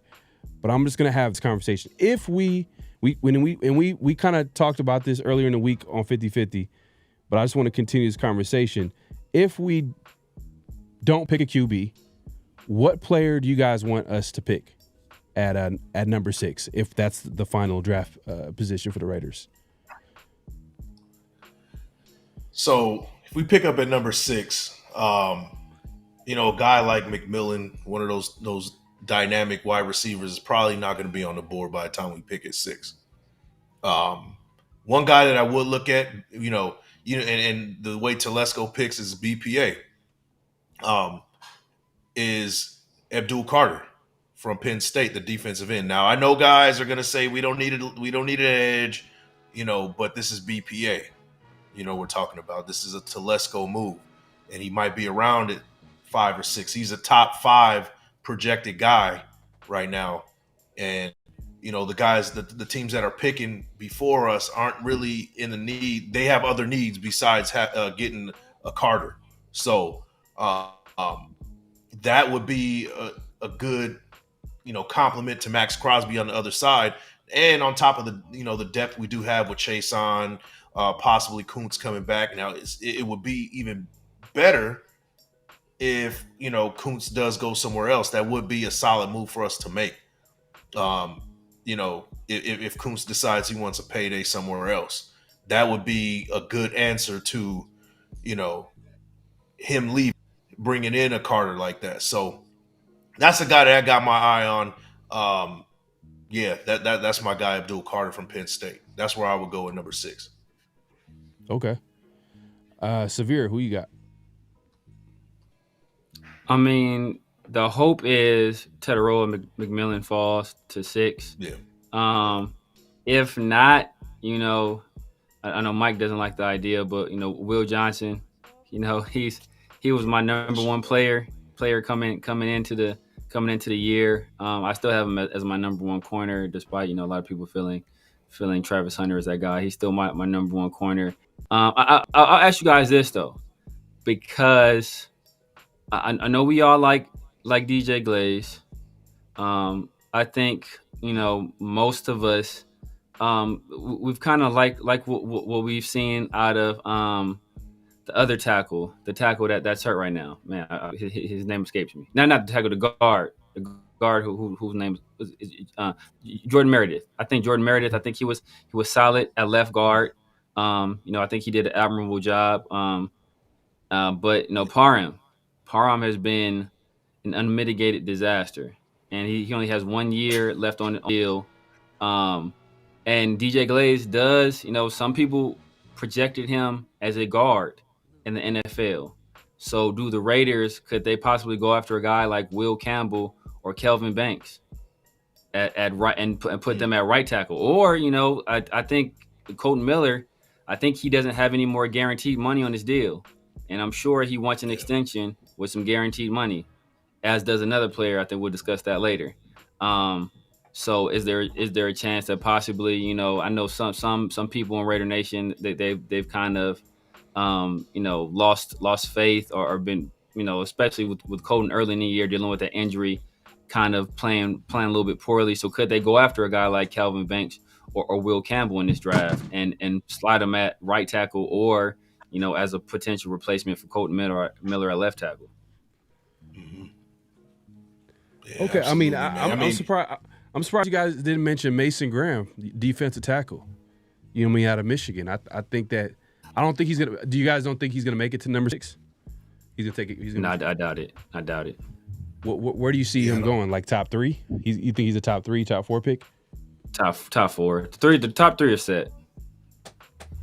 Yeah, top 3 is set, and number 5, I can see him 4 or 5, depending on who's at that position. If the off chance he is at 6, I still like Carter over Graham. Graham is nice, but I think that's not our problem in the interior, especially with Wilkins coming back.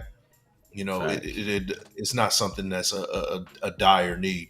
The bigger need, actually, if Kuntz does leave, is that other side. To be honest with you, and that would make a lot more sense. So. It just also depends. It all depends on what Kuntz wants.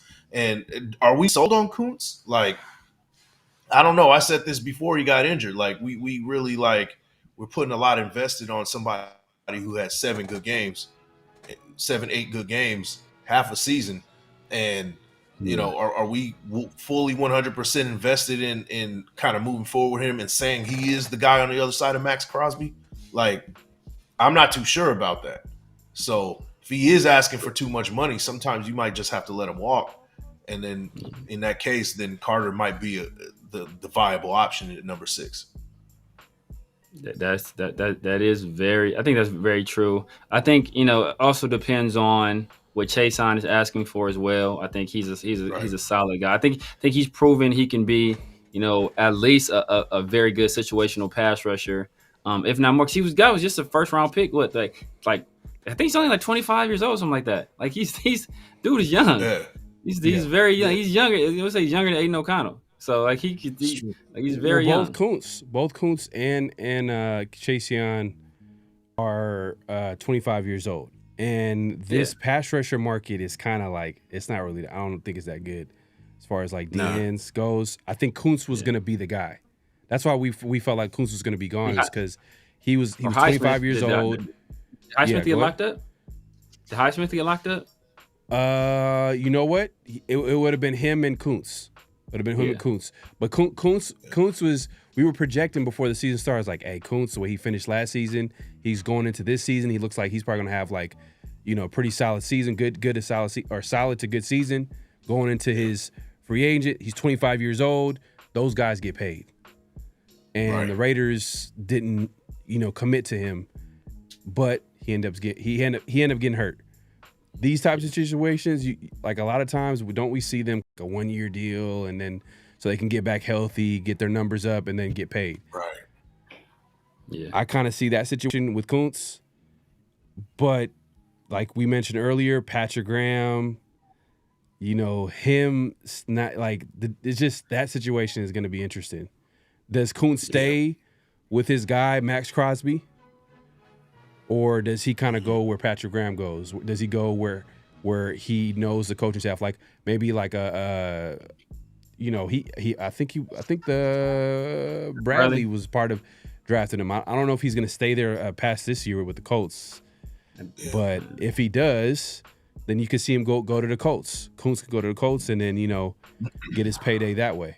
But Chase Young, same type of deal. But I don't think a lot of teams are going to be committing a lot of money because, I mean, if you look at his final numbers, it's not like he had. How many sacks does Chase Young have right now? He had 5. I think he has 5, 4.5 or something. Yeah. Oh, if he has that and half of like, like. And that's what I'm saying. Like, Kuntz, his value kind of drops a little bit if Chase Young's putting similar type of numbers. Say Chase Young finishes with 6, something like that. That's similar to what we were expecting from Kuntz anyway. He has 4. He has 4. So he's 4. He has 4. But he has a couple 5 of or picks. 6. Like he has a pick or two too. Yeah. Like, you know what I mean? So I'm saying he's a playmaker. He's a playmaker. And this is comparable to what we were expecting from Kuntz at the beginning of the season. This kind of trajectory, like, flirting with 10 double-digit sacks, maybe 8 to 10, something like that, but definitely not the turnovers and the interceptions. You know what I mean? So just that alone kind of lowers his value. You know what I mean? But and if Kuntz is asking for way too much money, since he's probably going to be one of the top guys coming out as far as the edge goes, free agency, there's going to be a team that's going to pay money for him, that will overpay him. There's teams out there that will overpay him. I hear what you're saying. Like, I don't think there's going to be a market. I don't think his market is going to be there. Yeah, because of injury, possible, because of injury and because of productivity. Yeah. Like he had 8 sacks in the second half of last season. Yeah. This season was the season where we like, okay, show us what you can do in a full season. Yeah. He got hurt. Yep. So that's true. I'm kind of betting on like, all right, Kuntz is going to be like, what? I don't like these offers. I'm 25 years old. I'm supposed to get paid. This is my biggest deal. Let me show that I can get back healthy, and then put up a good year, and then I'm gonna come back and reset the pass rusher market. I can see that happening. See, but hopefully does. We've seen over the last few years, a lot of teams, the Panthers of the world, the Commanders of the world, overpay guys, for the sake of filling a need. Who's to say that a team who needs a guy on the other side of somebody else isn't going to give him the money he's looking for? That'd be crazy, Mike. That'd be crazy. That'd be crazy. I mean, if they gave him a big deal and he's never had like, we just don't see that a lot, bro. We don't see that. I'm not saying that he's going to get. Every team is not that dumb to where they're going to give him a multi-year deal. But what I'm saying is, he's looking for that 1-year deal to prove it. Say he wants $15 million. You know what I mean? Something crazy like that, or 14 or 13, something like that. There is a team out there that will give him what he's asking for. You saw with the Panthers, they paid a guard, one of the top guards, paying guards in the league, and he wasn't worth that money. But the Panthers fulfill the need because they have to do it. They don't have any attraction. They don't have any incentives for people to come in and maybe take a haircut or, something like that. Like there's teams out there that will pay top dollar for the sake of fulfilling a need. That's all I'm saying. You know, the Panthers of the world, the Jaguars of the world, like there's teams that'll do those type of moves. That's all I'm saying, and it's a possibility that he can get that payday. I'm not saying it can happen, that it's going to happen. I'm just saying if he's asking for way too much money, the Raiders need to move on from him and let somebody else take that burden.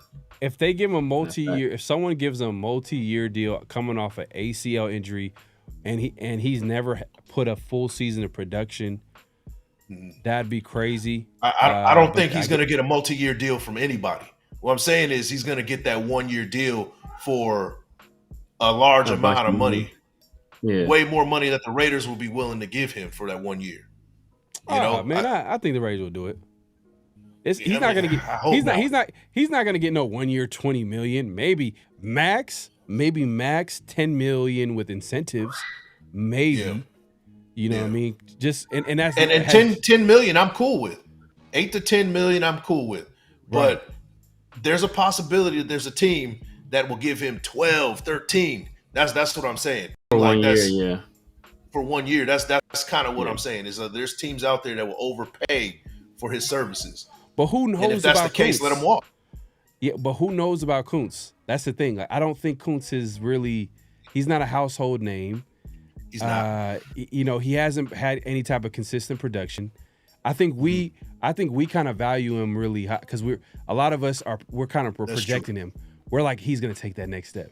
This was supposed to be the season where he was gonna be balling out. Like Max is gonna get double teamed, Christian Wilkins is gonna get double teamed, and Kuntz is gonna go crazy. He's gonna get like 10 plus sacks. Yeah. Didn't happen. So if that didn't happen, I mean, I think it can happen. Square one. Yeah, it's a messed up situation for him. Like him getting hurt, like it really is a messed up situation. But we'll see. I mean, I would love for Kuntz to come back. I would love for Chase Young to come back. Just keep adding these guys with Max, and I think Max is going to be like you mentioned. You mentioned earlier when we talked about one of the biggest reasons why the defensive line has played well. I asked you if it was because of the coaching staff or the players. You said the biggest reason is Max Crosby, and I think Max would be the biggest influence in some of these players coming back. But we'll see, man. Severe, you got what you got? You got anything else, bro? I know you wanted to get some. Yeah, I was just going to say that teams that look at analytics, they'll look at what Kuntz did as soon as he got consistent play and he turned into a top 10 edge rusher, and they'll say, we can take a calculated risk on this guy on a 1 year deal to juice our pass rush, especially teams that just need, like, I can see, like, you know, like the Cowboys, like Lawrence, he's like, you know, he's on the wrong side of 30, and he's probably, I think he's a free agent too. I think he's looking for some big money. Okay, well, instead of paying him, let's take a shot on this, you know, this young pass rusher that had a great half of that year. He's coming off an injury. You know, I can see that happening, and so I think there's a chance. Now Kuntz may want to, you know, depending on if we keep Antonio Pierce or Patrick Graham, I think that plays a factor in it as well. I think he might want to hedge his bets and say, you know what, I was here, it's where I have my most production. I'll sign a 1 year deal and hope for a bigger deal down the line. But if somebody offers him some like big money, you know, or more guarantees in a 1 year deal, I could definitely see him saying, I'm taking that.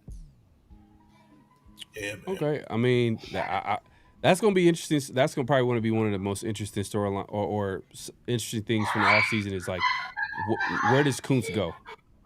What team is going to go up to the table? Like, I'm like, man, like if someone picks up Kuntz outside of the Raiders, they did their homework. It's true. They did their homework because that'd be and usually the good teams do. You know what I mean? Like a team like the Ravens, the Steelers, though if they make that move, I'm like, man, like this is why this team is.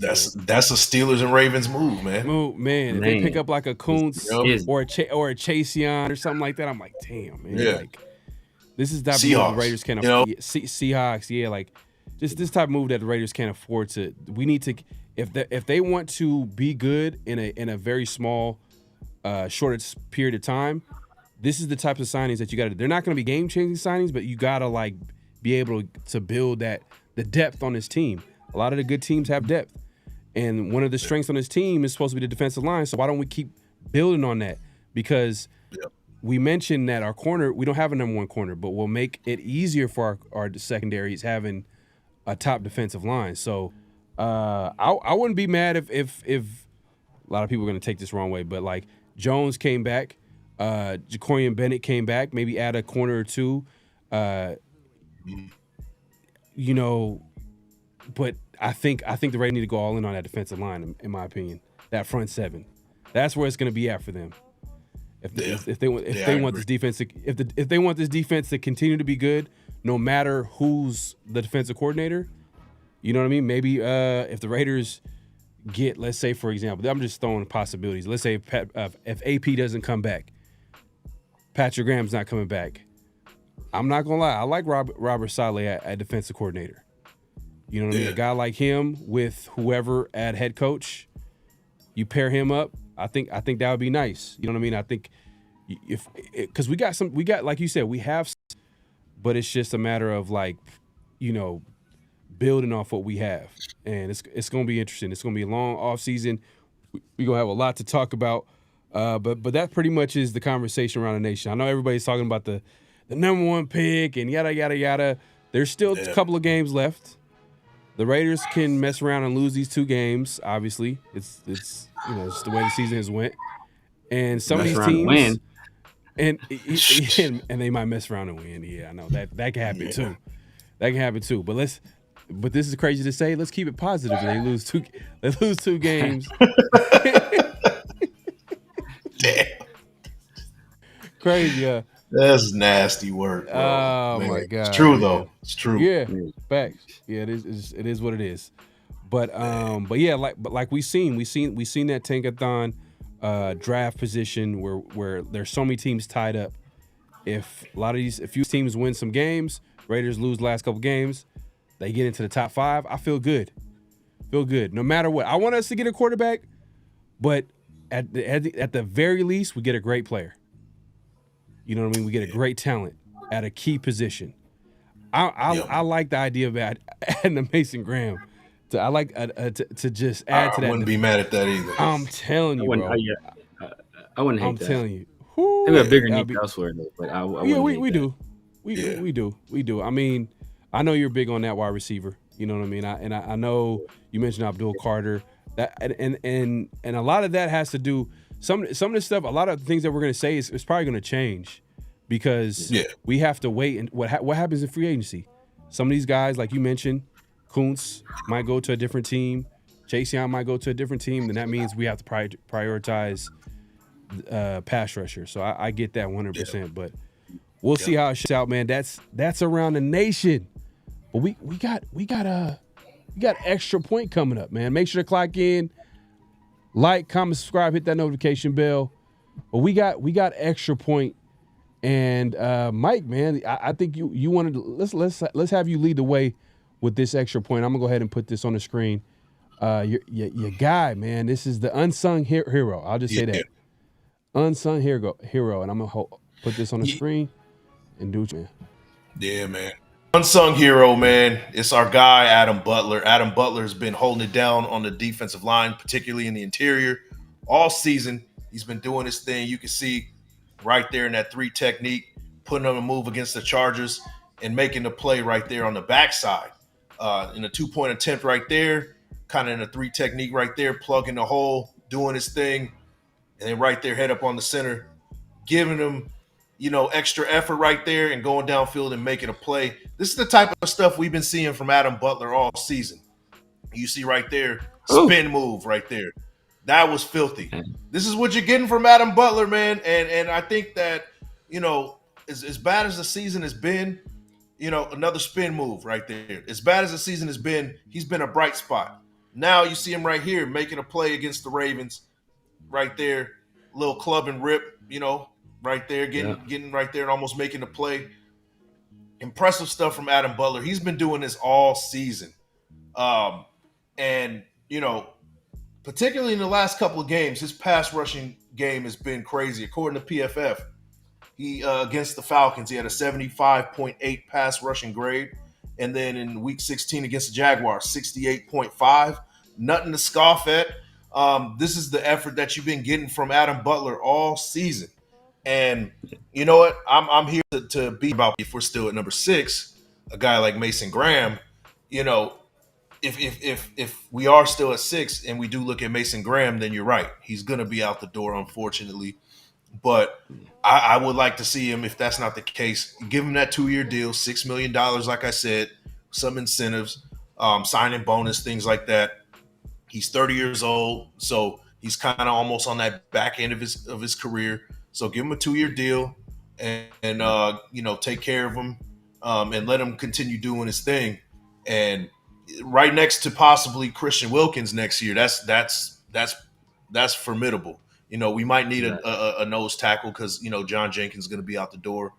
But, you know, besides that, you do have him for, you know, as depth, as a guy that can come in pass rushing situations and reduce the number of snaps he's going to get down the line.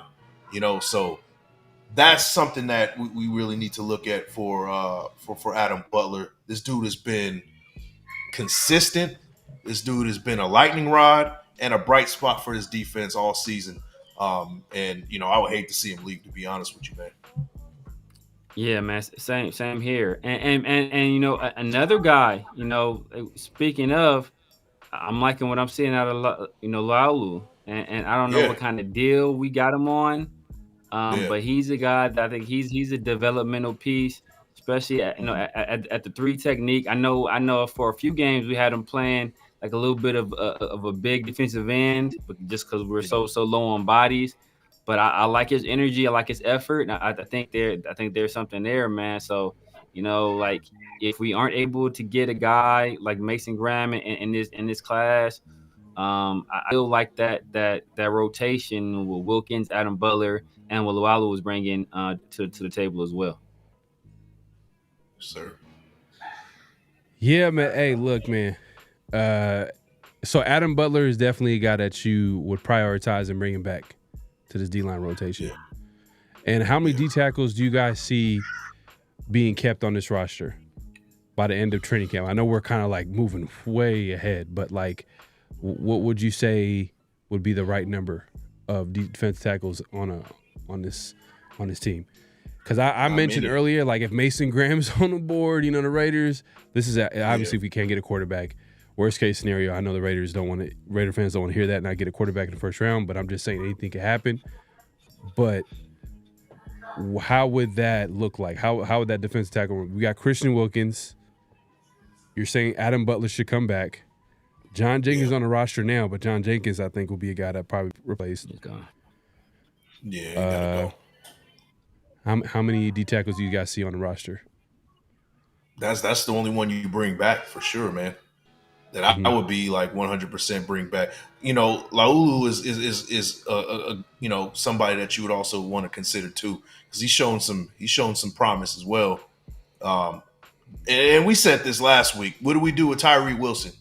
Right. Is he an interior defensive lineman or not? Like that's what we're looking at. Do you play him strictly as a 3 technique, you know, or do you put him as like a strict, you know, 5 technique in run defense situations? Because he only has one move. Exactly. He doesn't have any pass rushing moves. So you got to really consider what you're doing with him next year, and that does matter.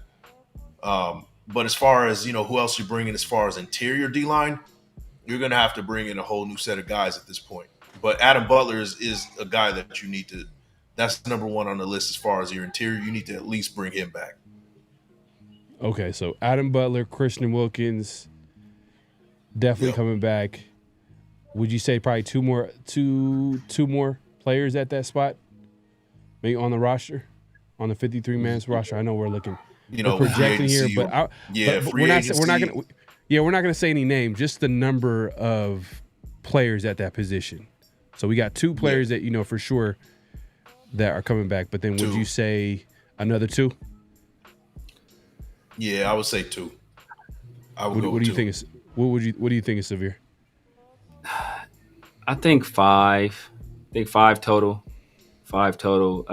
Another nose tackles. I think we have about that many on the roster right now, and especially it all depends on who we have a defensive coordinator. Because this year we've been running a lot of 5-man fronts, and in those 5-man fronts Yeah. we've been running 3 defensive tackles.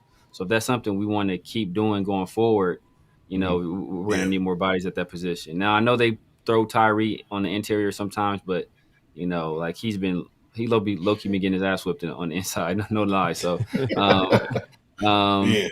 so I don't know if that's something they want to do consistently or depend on that. So they may need more and bigger bodies on the interior. Okay. Yeah, man. Hey, look, it's gonna be a whole lot to talk about. I mean, there's gonna be a lot of free agents. What would you say is another unsung hero outside of Adam Butler? I know that was like the main topic of conversation for Extra Point, but what would be another unsung hero that no one's talking about that definitely should be brought back? I mean, we haven't even talked about Robert Spillane. He has a contract that's due as well. He's has one of the, I think he's leading the league in tackles right now, or at least in the top, as far as tackles go. And he kind of gets lost in the shuffle because how bad the defense has been. Right. So Yeah. I mean, how bad the team has been in general,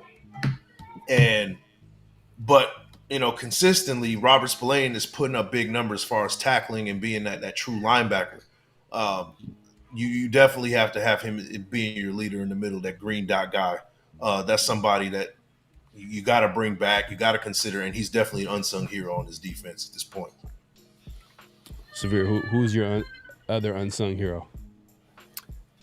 I mean, I think Robert Spillane is a good one. I mean, like Caleb. I think Caleb. I think he's a guy that he's just on a defensive end right now. He's the only guy that's really generating any kind of consistent on pass rush. So I think he's been an unsung hero. But I definitely agree, Spillane. We got to pair him with a better linebacker, more dependable linebacker, especially in terms of injuries.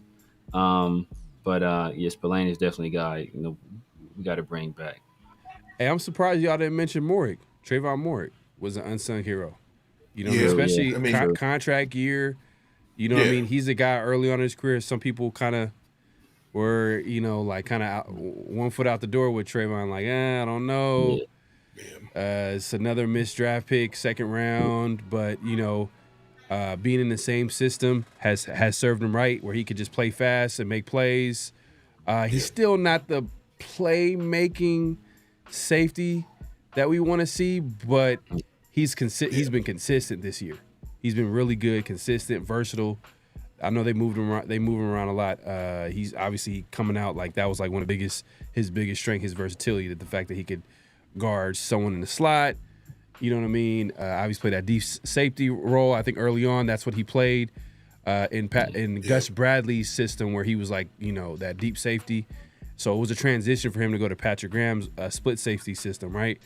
But he's played well. I think probably you can argue probably the most consistent player on the defense outside of Max. To be honest with you, like if you're thinking about it. Yeah. I mean, once Epps went down, I mean, you move Merrick over to strong safety, and he's been in the mix a lot, right? And been successful too. So. And we did talk about this earlier. Like, do we bring him back? Like, it all depends on we bring back Patrick Graham. That has to be a factor. Do we bring back Patrick Graham? If we don't bring him back, does he whatever we're trying to do next year on defense? That's the biggest question. Right. And that's what I consider. If we don't bring if Graham decides to move on, then it's going to be hard for me to be like, let's commit to Merrick, particularly at the strong safety position, because I think he's better at strong safety than at free safety. Right. So, you know what we should do? I just thought about it. This probably be one of the I think after the last game of the season, or even before the last game of the season, we should give out awards. Tough season. But we should give out the awards. We're saying unsung hero, but we should give out the most improved, MVP, Defensive Player of the Year, just Raider players, and we can well thought out where we kind of go all in. We think about it, who should win that award, and we'll talk about it for next show. I think that should be a good topic, especially because it's the end of the season, so we can actually give that a good answer. But that being said, go ahead. Also, Isaiah Paulomau. We can't forget about him either. Oh, yeah. That's another unsung hero. Yeah. AFC Defensive Player of the Week. Congratulations. We got to give that to him. I almost forgot, man. I feel bad for even bringing him up last minute, to be honest with you. This dude has been playing lights out. Two forced fumbles, led the team in tackles last game. The dude is a mainstay for this team, for next couple years. At least I hope so. Yeah. And that's why earlier in the show I said, do we have our starting safeties next year, right now? We might. With Morig and Palamao, just to play. Hey, Palamao's making plays. You just mentioned AFC Defensive Player of the Week. Forced a couple of fumbles last game. Coaching staff loves him. Now it's hard to project him with maybe a new incoming coaching staff coming in, but. Hey, I mean, Severe. Do you see that happening? More coming back. I mean, we do have Ed Reed's cousin on the roster, so there's you never know. You never know when that. Man. You got Ed Reed's cousin, man. So at any time. He can snatch somebody's job, man. But seriously, not. I mean, all things being equal, if this coaching staff stays the same, especially if the defensive coaching staff stays the same, I think that they've been building chemistry. We've been seeing a little bit more, and the defense has been playing well, man. Even in these games we've been losing, the defense is holding up their end of the bargain. It's just the offense. Think about the game, the Jaguars game. We only scored 19 points. We only scored 19, so that wasn't no Herculean effort on offense. That's still a very losable game, and if not for the Jaguars kind of shooting themselves in the foot at the end of the game, they could have marched down the field and won it. But we won the game on the defensive side of the ball that game. So they've been playing well. So some continuity there will be nice. Yeah, there you go, man. Hey, look, man, it's a lot can happen between now. We don't even know if AP and the coaching staff is coming back, so that can change That can change a whole lot of things. Just because we mentioned this before, just because we value a player doesn't mean the next coaching staff will. So we'll see. I wonder if Telesco or a GM, because Telesco most likely I think he's going to stay. I wonder what his impact on the decision making on keeping certain players for the new coaching staff. I wonder how that would work. Would he 100% follow what the coaching staff, the new incoming coaching staff wants? So if they don't want to bring back Morg, if they don't want to bring back certain players, does Telesco push back and be like, you know what, this is what I think, this is our full evaluation of this player, blah blah blah. Like, does that conversation happen, or do you think he's gonna follow what the new coaching staff comes in? Because I'm trying to just play both sides. If AP comes back and his coaching staff, or a new coaching staff comes in and what they would want, does Telesco have any say in that? Yeah, whoever comes in is going to be 100% stamped, sealed, and approved by Telesco. He didn't have a say in who the coach was this past year. This time around, he's going to, assuming that AP is going to be gone. So I hope not. In that case, say again. I hope not. I hope not. It's 100%. Hopefully it's this. I don't know, man, because we seen what he did with the Chargers as far as picking coaches, and it was terrible. I mean, I'm just saying, when you have a GM, it's usually the GM coach. It's a relationship that we have not seen between Telesco and AP at this point. Mm-hmm. It seems like there's a divide, there's a rift there. You saw it in the press conference when AP was like, go talk to Telesco about it, Like, It didn't seem like that they got like a kind of synergy that him and Kelly had. That's all I'm saying. It just seems there's a rift, and it seems like their time is expired. Even the draft. That's all I'm saying. Even the draft. We had questions when we seen how AP was like almost like disgusted, like leaving, walking around, not giving people dap, and just like oh, has AP left the building? He already left, right? Like it's just we had to man. question that a little bit, but that comment for sure, I remember that. But go ahead. That's what matters, man. I mean, GM is gonna have his stamp on who the next guy is, whether we like it or not. And the truth of the matter is that the GM is going to be Telesco's going to be in the building next year. We can pretty much say that that's what's going to happen. More than likely than AP still being in the building. I'll tell you that. So, if that's the case, then Telesco's going to be. He's going to make the decision. He's going to be one of the main people to make the decision who's going to be in the building.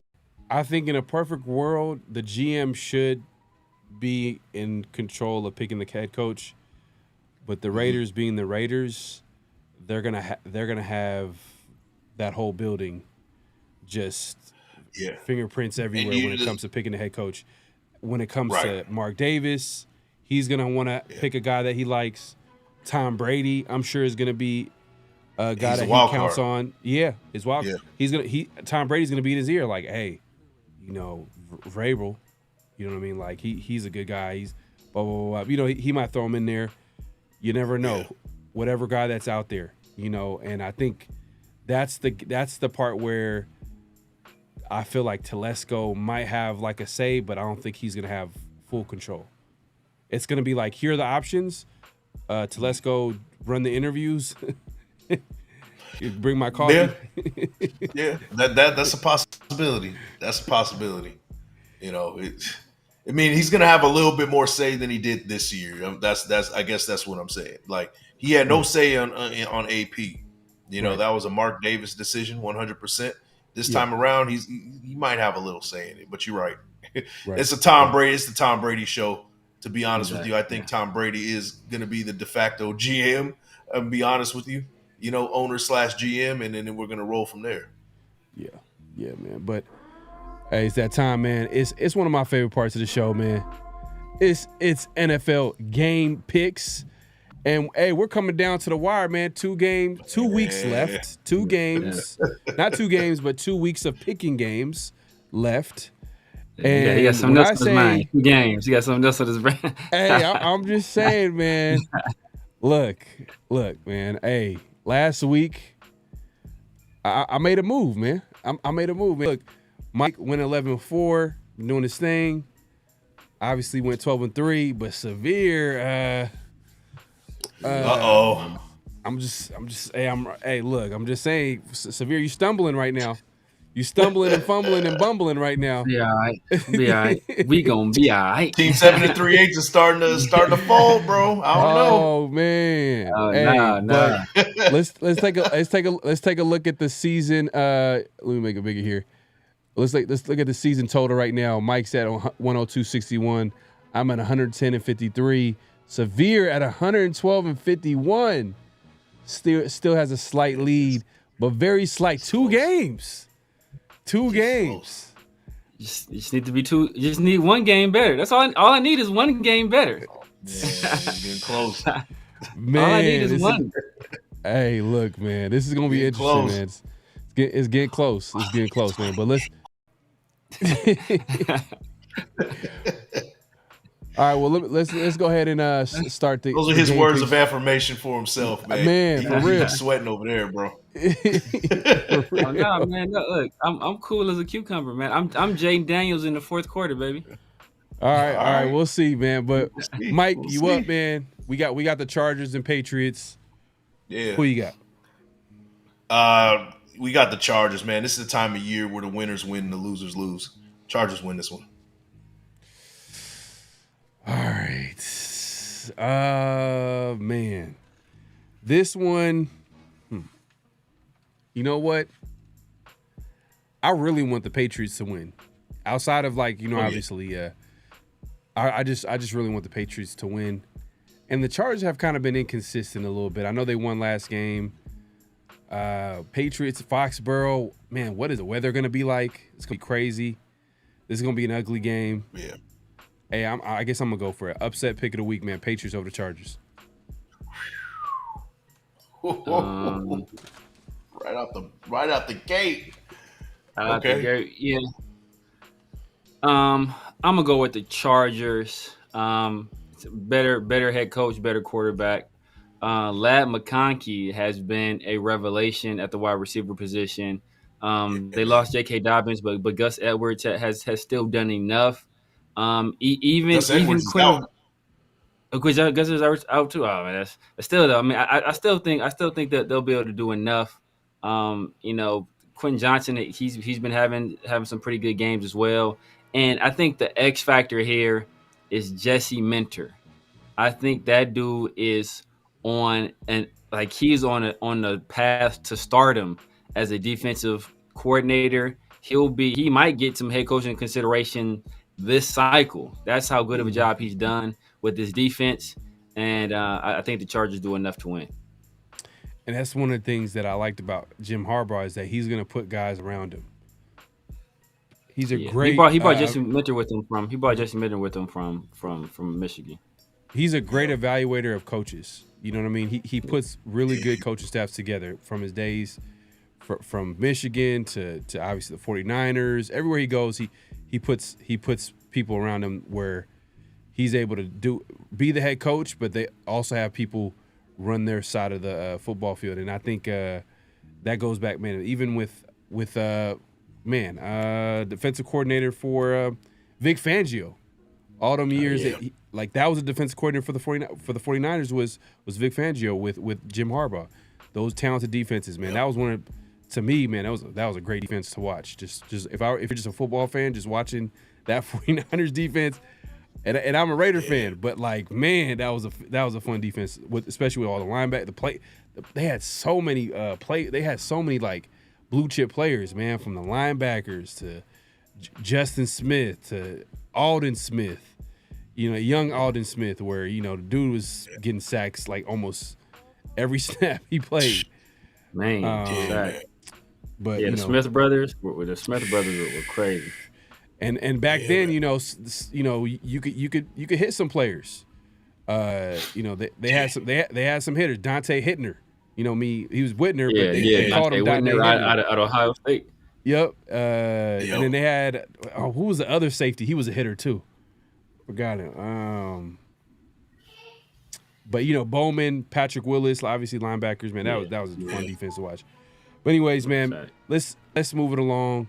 We got Broncos, Bengals in Cincinnati. Who you got, Mike? Man, I got the Bengals winning this one. I think the Broncos, I'm not saying they're hitting the wall, but you start seeing at this time of the year, your rookie quarterback just struggling just a little bit. Right. I got the Bengals winning this one. Joe Burrow, I don't know if they're officially eliminated or not, but this win this will be a big win for them. The Broncos currently hold the number 7 spot in the AFC. So this keeps the Bengals alive, one game behind with the tiebreaker. And I think the Bengals get it done, man. I got the Bengals winning this one. Yeah, home game, better quarterback, but Bengals have been kind of a disappointment this season. But, yeah, I'm with you, Mike. I got the Bengals over the Broncos. Make that 3 of us. I think the Bengals are just a better team. I mean, I was looking at something. They were looking. Everybody's been so enamored with Bo Nix as a player, and offensively, if you look at statistically, they're basically the same. It's just their defense has been transcended. But I think that the Bengals are such a good offensive team that they'll be able to overcome that good defense on the other side. Yep. All right, here we go. So we got the Cardinals and Rams. We got Mike. I think the Cardinals ran out of gas, man. The Rams clinched the division right here. They're going to be a tough out in the playoffs. I don't think anybody wants to see the Rams in the playoffs at this point. I got the Rams winning at home. All right, you got Rams. This is tough, man, because I'm leaning towards the Rams, but Cardinals just one of those weird teams. They always they're just consistently inconsistent, and they win game. They'll easily win a game like this. Yeah, I can see that. Oh, is this a? Oh, this is a Saturday game. Okay. Yeah, Saturday. Cardinals Rams. Man. You know what? I'm going Rams, man. Sean McVay, one of the best coaches in the NFL. You got something cooking.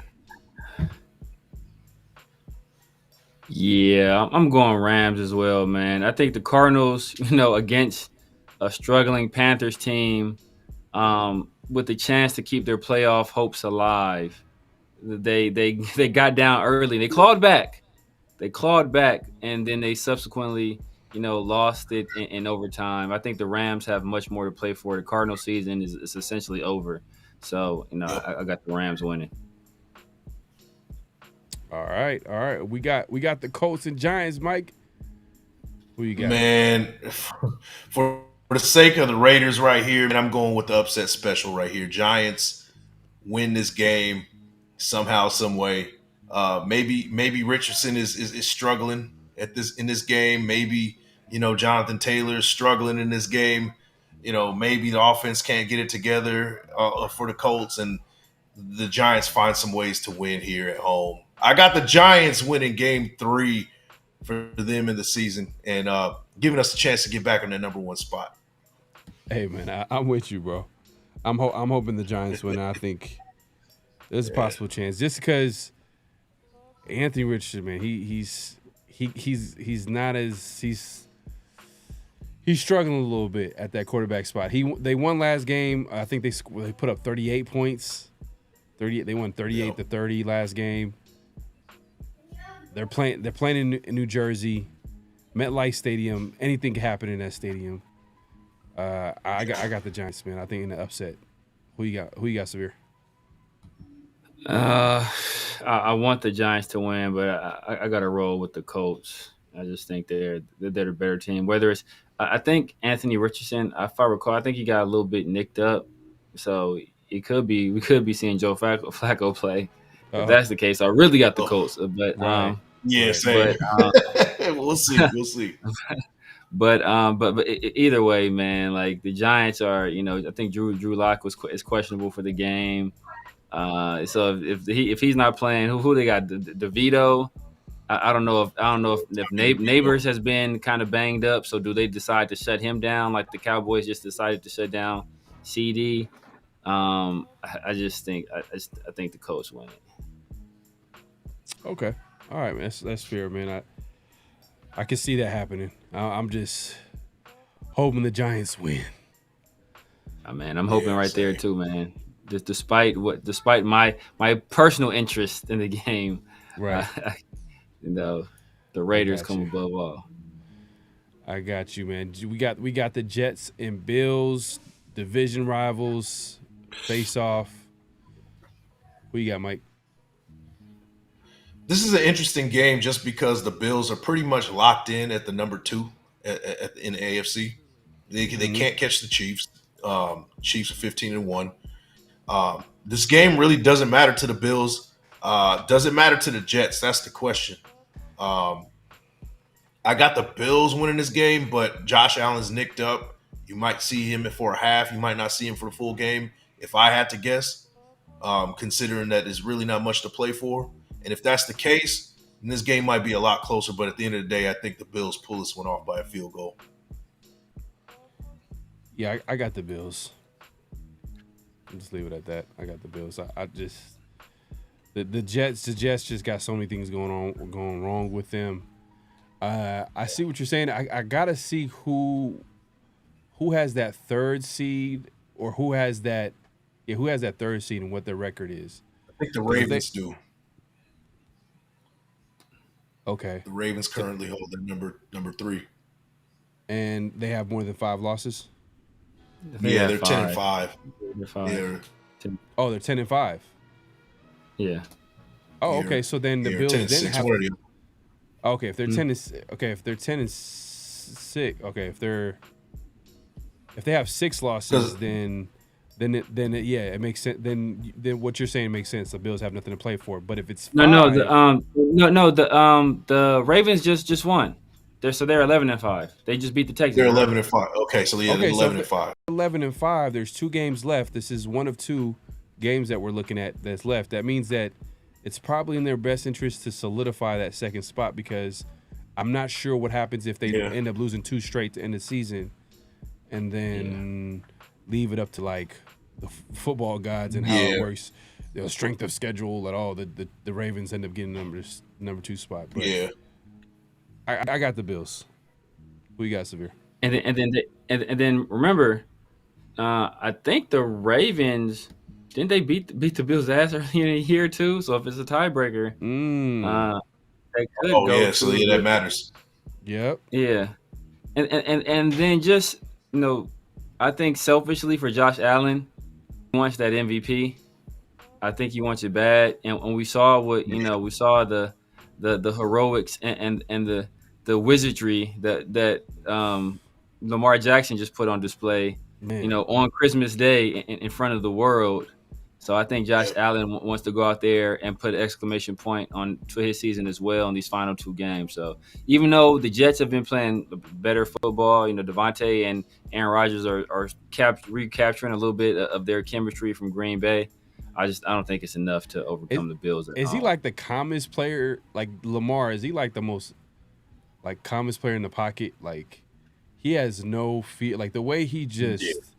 He's the best athlete on the field every time he takes the field. And he knows it. He knows it. He plays with so much confidence. Like, hey, like poise. Poise. Like he just back there, just surveying the field. Like you're not gonna touch me. You're not gonna catch me. I'm just gonna look. That's literally what he did last game. I mean, or at least the few times that we seen him drop back and make some plays. Like it's fun to watch. But so you got the Bills, right? Yeah, the Bills. You got the Bills. All right, Bills across the board. Mike, this is it right here. Oh man, Tank Bowl special. Titans Jaguars. Who you got? I think the last time they played, I don't think it was a low scoring affair too. This is gonna be ugly, man. This is gonna be ugly. Man, first to 10 wins. Let's go to Jaguar. Jaguars win this game. Mm-hmm. It's in Jacksonville for that only that reason. I don't know. Both teams are bad. I think Titans are without Levis, so they're struggling with the quarterback. First to 10 wins right here, and the Jaguars get to 10 first. Yeah, I'm gonna go with the Titans, man. The Jaguars they looked so bad. Mac Jones, like, how long his career gonna be? Like, is he gonna play? He's just not good. Like, I just don't see it at all. But I got the Titans. So I am going to go with. Man, this is tough. Do the Jaguars bounce back after a tough loss? Now, I'm gonna go with the Titans just because the Titans have an underrated defense. I think they have like one of the better defenses in the league. Jeffrey Simmons is a monster. Just destroyer of worlds. And I think Adam Butler had a pretty good game. I think when you were reading off the PFF grades on the interior against the Jaguars interior, even though I think the Jaguars beat them last time too. I think that was Mac Jones' first or second start, and he actually beat. I think he beat him like 10, but I think it was 10. I think it was something like that. I want to say it was like a real national game. Mm-hmm. So, man, neither. I'm gonna go with just based off their defense alone. I'm gonna go with the Titans, but Brian Thomas can get loose and have a big game. That might be enough, but I'm gonna go Titans. All right. Hey, man, it's literally the tank. This is another version of the Tank Bowl, so it's like tomato. I can see it either going either way. This is the Tank Bowl, though, man. Our game last week was like the Tank semifinals. Like that was. You know what I mean? That's the Tank championship, man. Exactly. Well, this might be Tank. Yeah. Yeah, I mean, Yeah, we got put out the first time. We got put out the first round at the tank, the tank 16. But we got right. so what do we call this game? Raiders and Saints. A shit show. That's what you call it, bro. Cast the ball. What they got the Rose Bowl, they got the Tank Bowl, they got the Orange Bowl. What would you call this? What bowl would you call this? The toilet bowl. The Toilet bowl, man. Toilet bowl. Yep. Man. Yeah. Sponsored by Drano, man. Flush the season down the toilet, man. With ease. With Drano. But man, I'm gonna say this. The Raiders better not win this damn game, man. I'll tell you that. They better not. And for that, I'm going with the Saints. Going with the Saints. Let's see here, man. Oh, man. Well, look. Aiden O'Connell, he's hot and cold. He's hot one game. He's cold one game. Solid one game. He had a solid game last game. It's on the road. If they can get to Aiden, he's gonna throw it up for grabs. We've seen it. We've seen some crazy throws where he just thrown it up there. Yeah, I'm going with the Saints. What you got, Severe? Just purely, it's not even. Cause I actually do think the Raiders will win this game. But just purely because I don't want to root for them to win. I want to root for them to do well, but I don't want to root for them to win. I'm gonna go with the Saints. Mm-hmm. But I'm like, that's holding my nose and picking the Saints just because we cannot win this game, man. We cannot win this game. Yeah, I agree. So you got the Saints. A little bias here, a little just hoping the Saints take care of business at home. God, man. But we got the Panthers and Buccaneers. This is I don't know. It's an interesting game. It's an interesting game. I should say that. Interesting game. Panthers, Buccaneers in Tampa. Mike, who you got? I think the Panthers are trying to crash the party, man. They already virtually eliminated the Cardinals last week. Yeah, they literally eliminated them, not virtually. The Bucs are tough. Yeah, eliminate. They straight up eliminated them. I didn't know for sure, so I had to throw that in there. But they're eliminated. The Bucs are tied with the Falcons in the division, but the Falcons have the tiebreaker. Yeah. So a loss here for the Bucs might eliminate them. Basically, might eliminate them, and I think the Panthers are game for that. I think they're playing spoiler. I got the Panthers winning this game, man. I think they're finding it at the right time, spoiling the Bucs season right here at home. Panthers on the road with the win.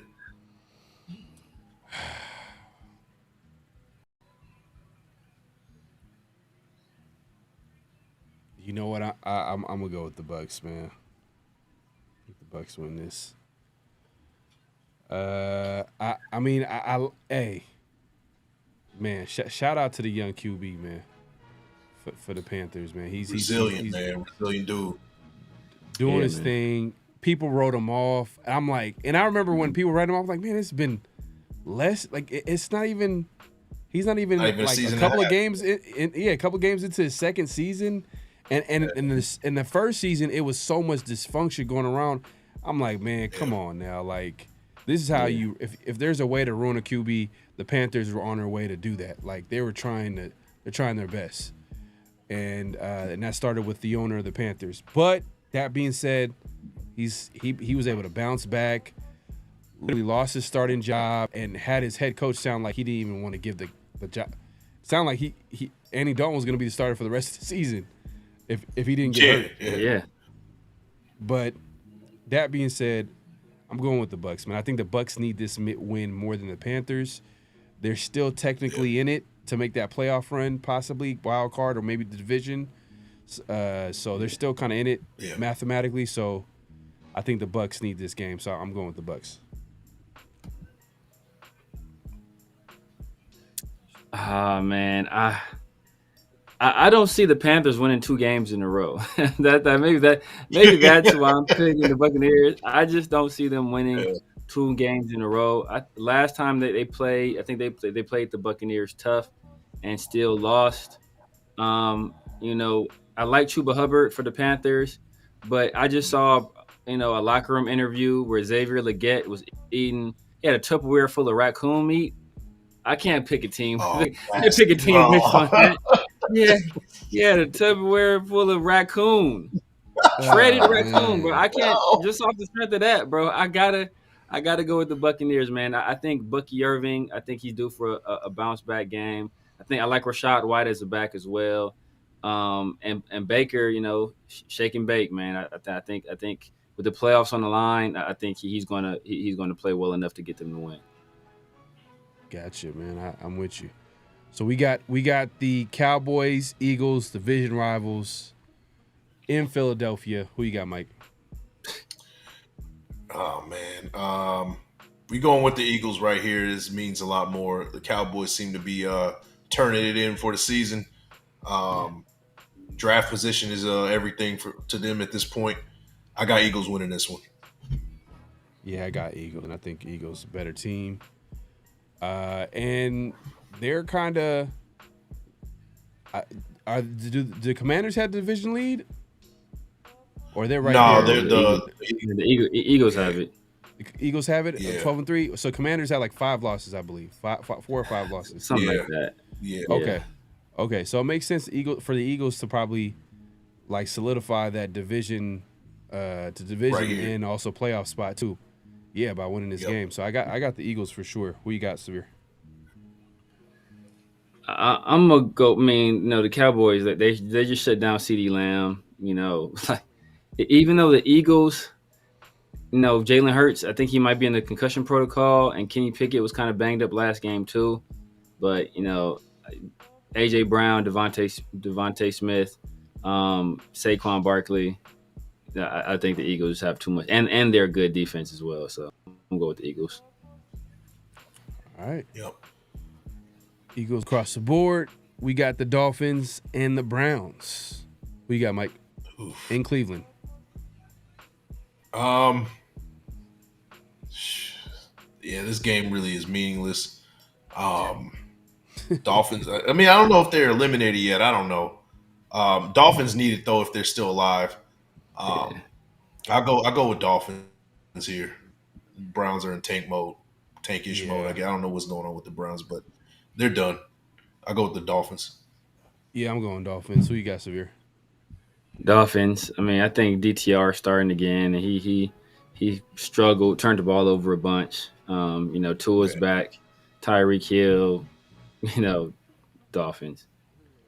Whew. The game of the week, man. Packers Vikings. Yeah. Who you got, Mike? Man, every week I'm like the Vikings. They got to lose here, right? Like, right. They just keep on winning. They keep on winning, man. They keep on winning. It's crazy. But I like the Packers in this game. I'm going against the Vikings again. I'm probably gonna get burnt on this one again. But I got the Packers. They're playing their best ball at the right time. They're going to be a tough out in the playoffs in the NFC. And shoot, they're still alive for that division with this win. So I got the Packers.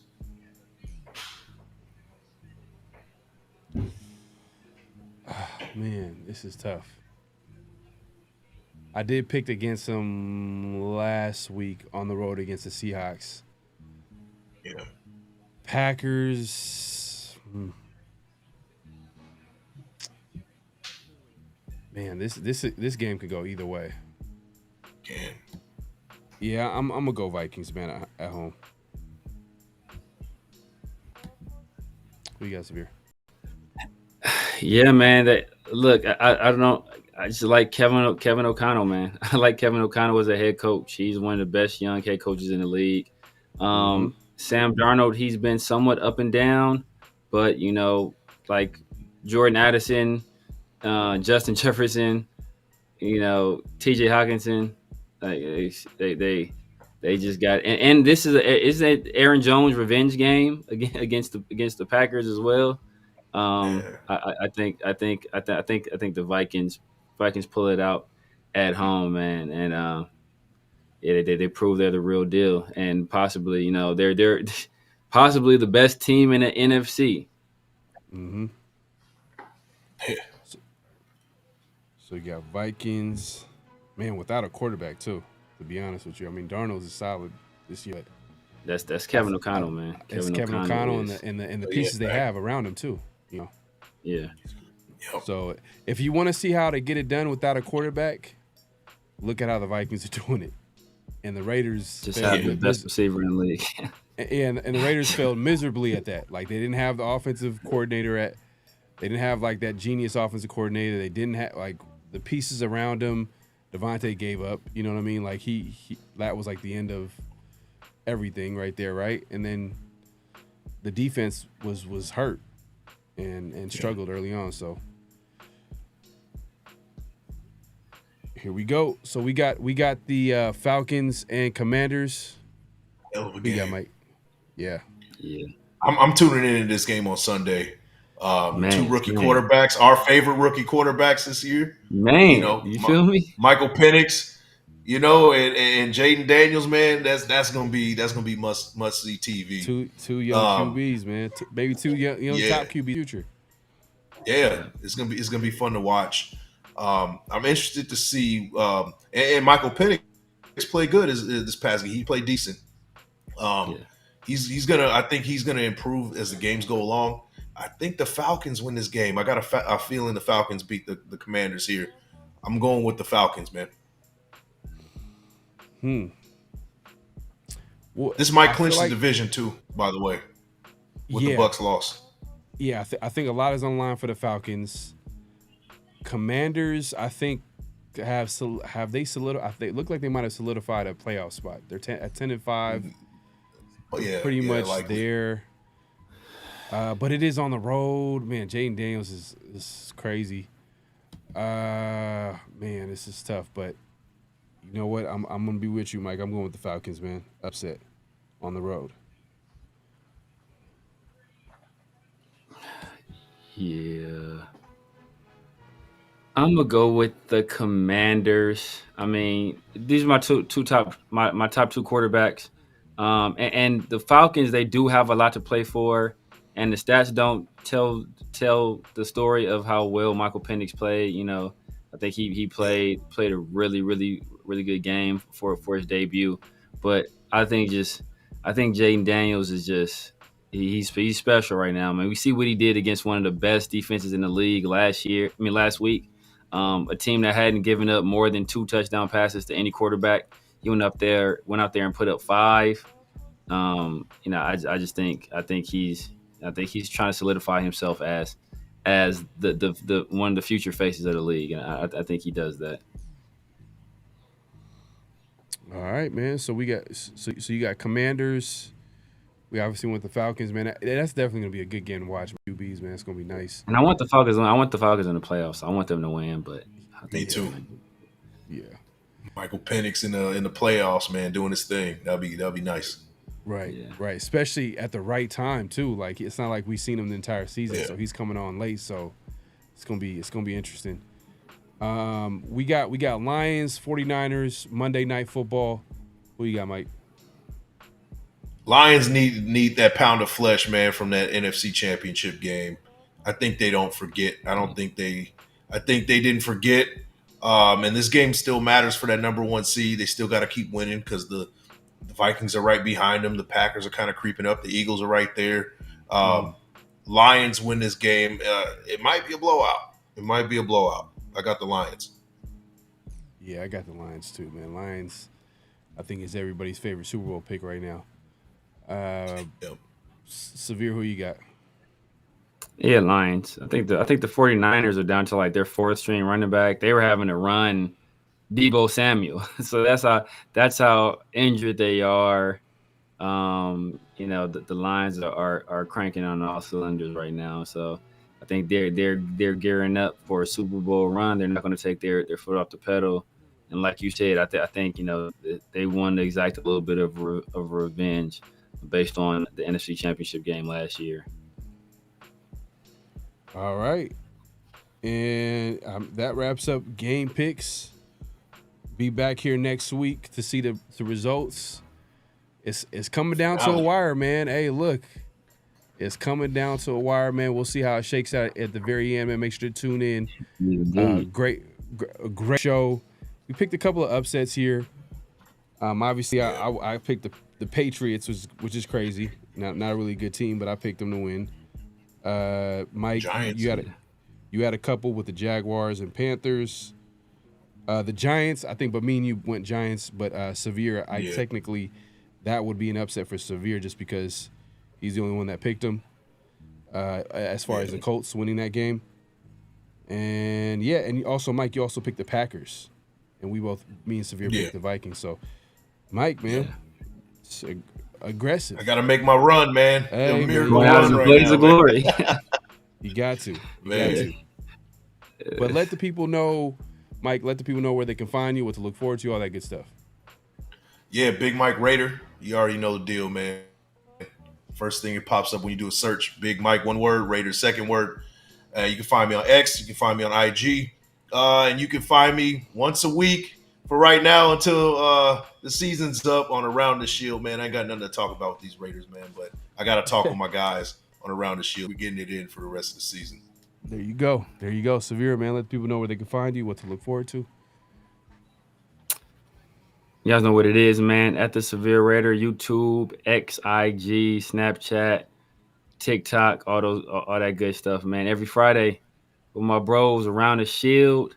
Make sure y'all hit us up on IG as well on Around the Shield, for the latest and greatest Raiders news, memes, clips, all that good stuff.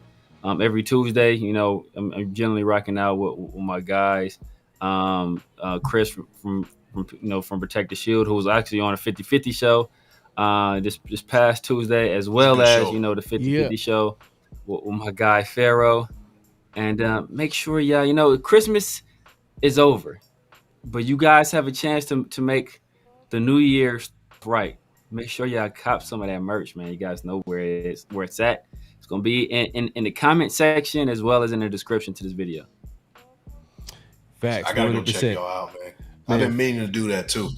I gotta go check y'all out. 50-50 shop, man. Make sure to check it out. The link is gonna be in the description and the chat for everybody watching us. Make sure to check it out. But also, we'll do Around the Shield, like the gentleman said.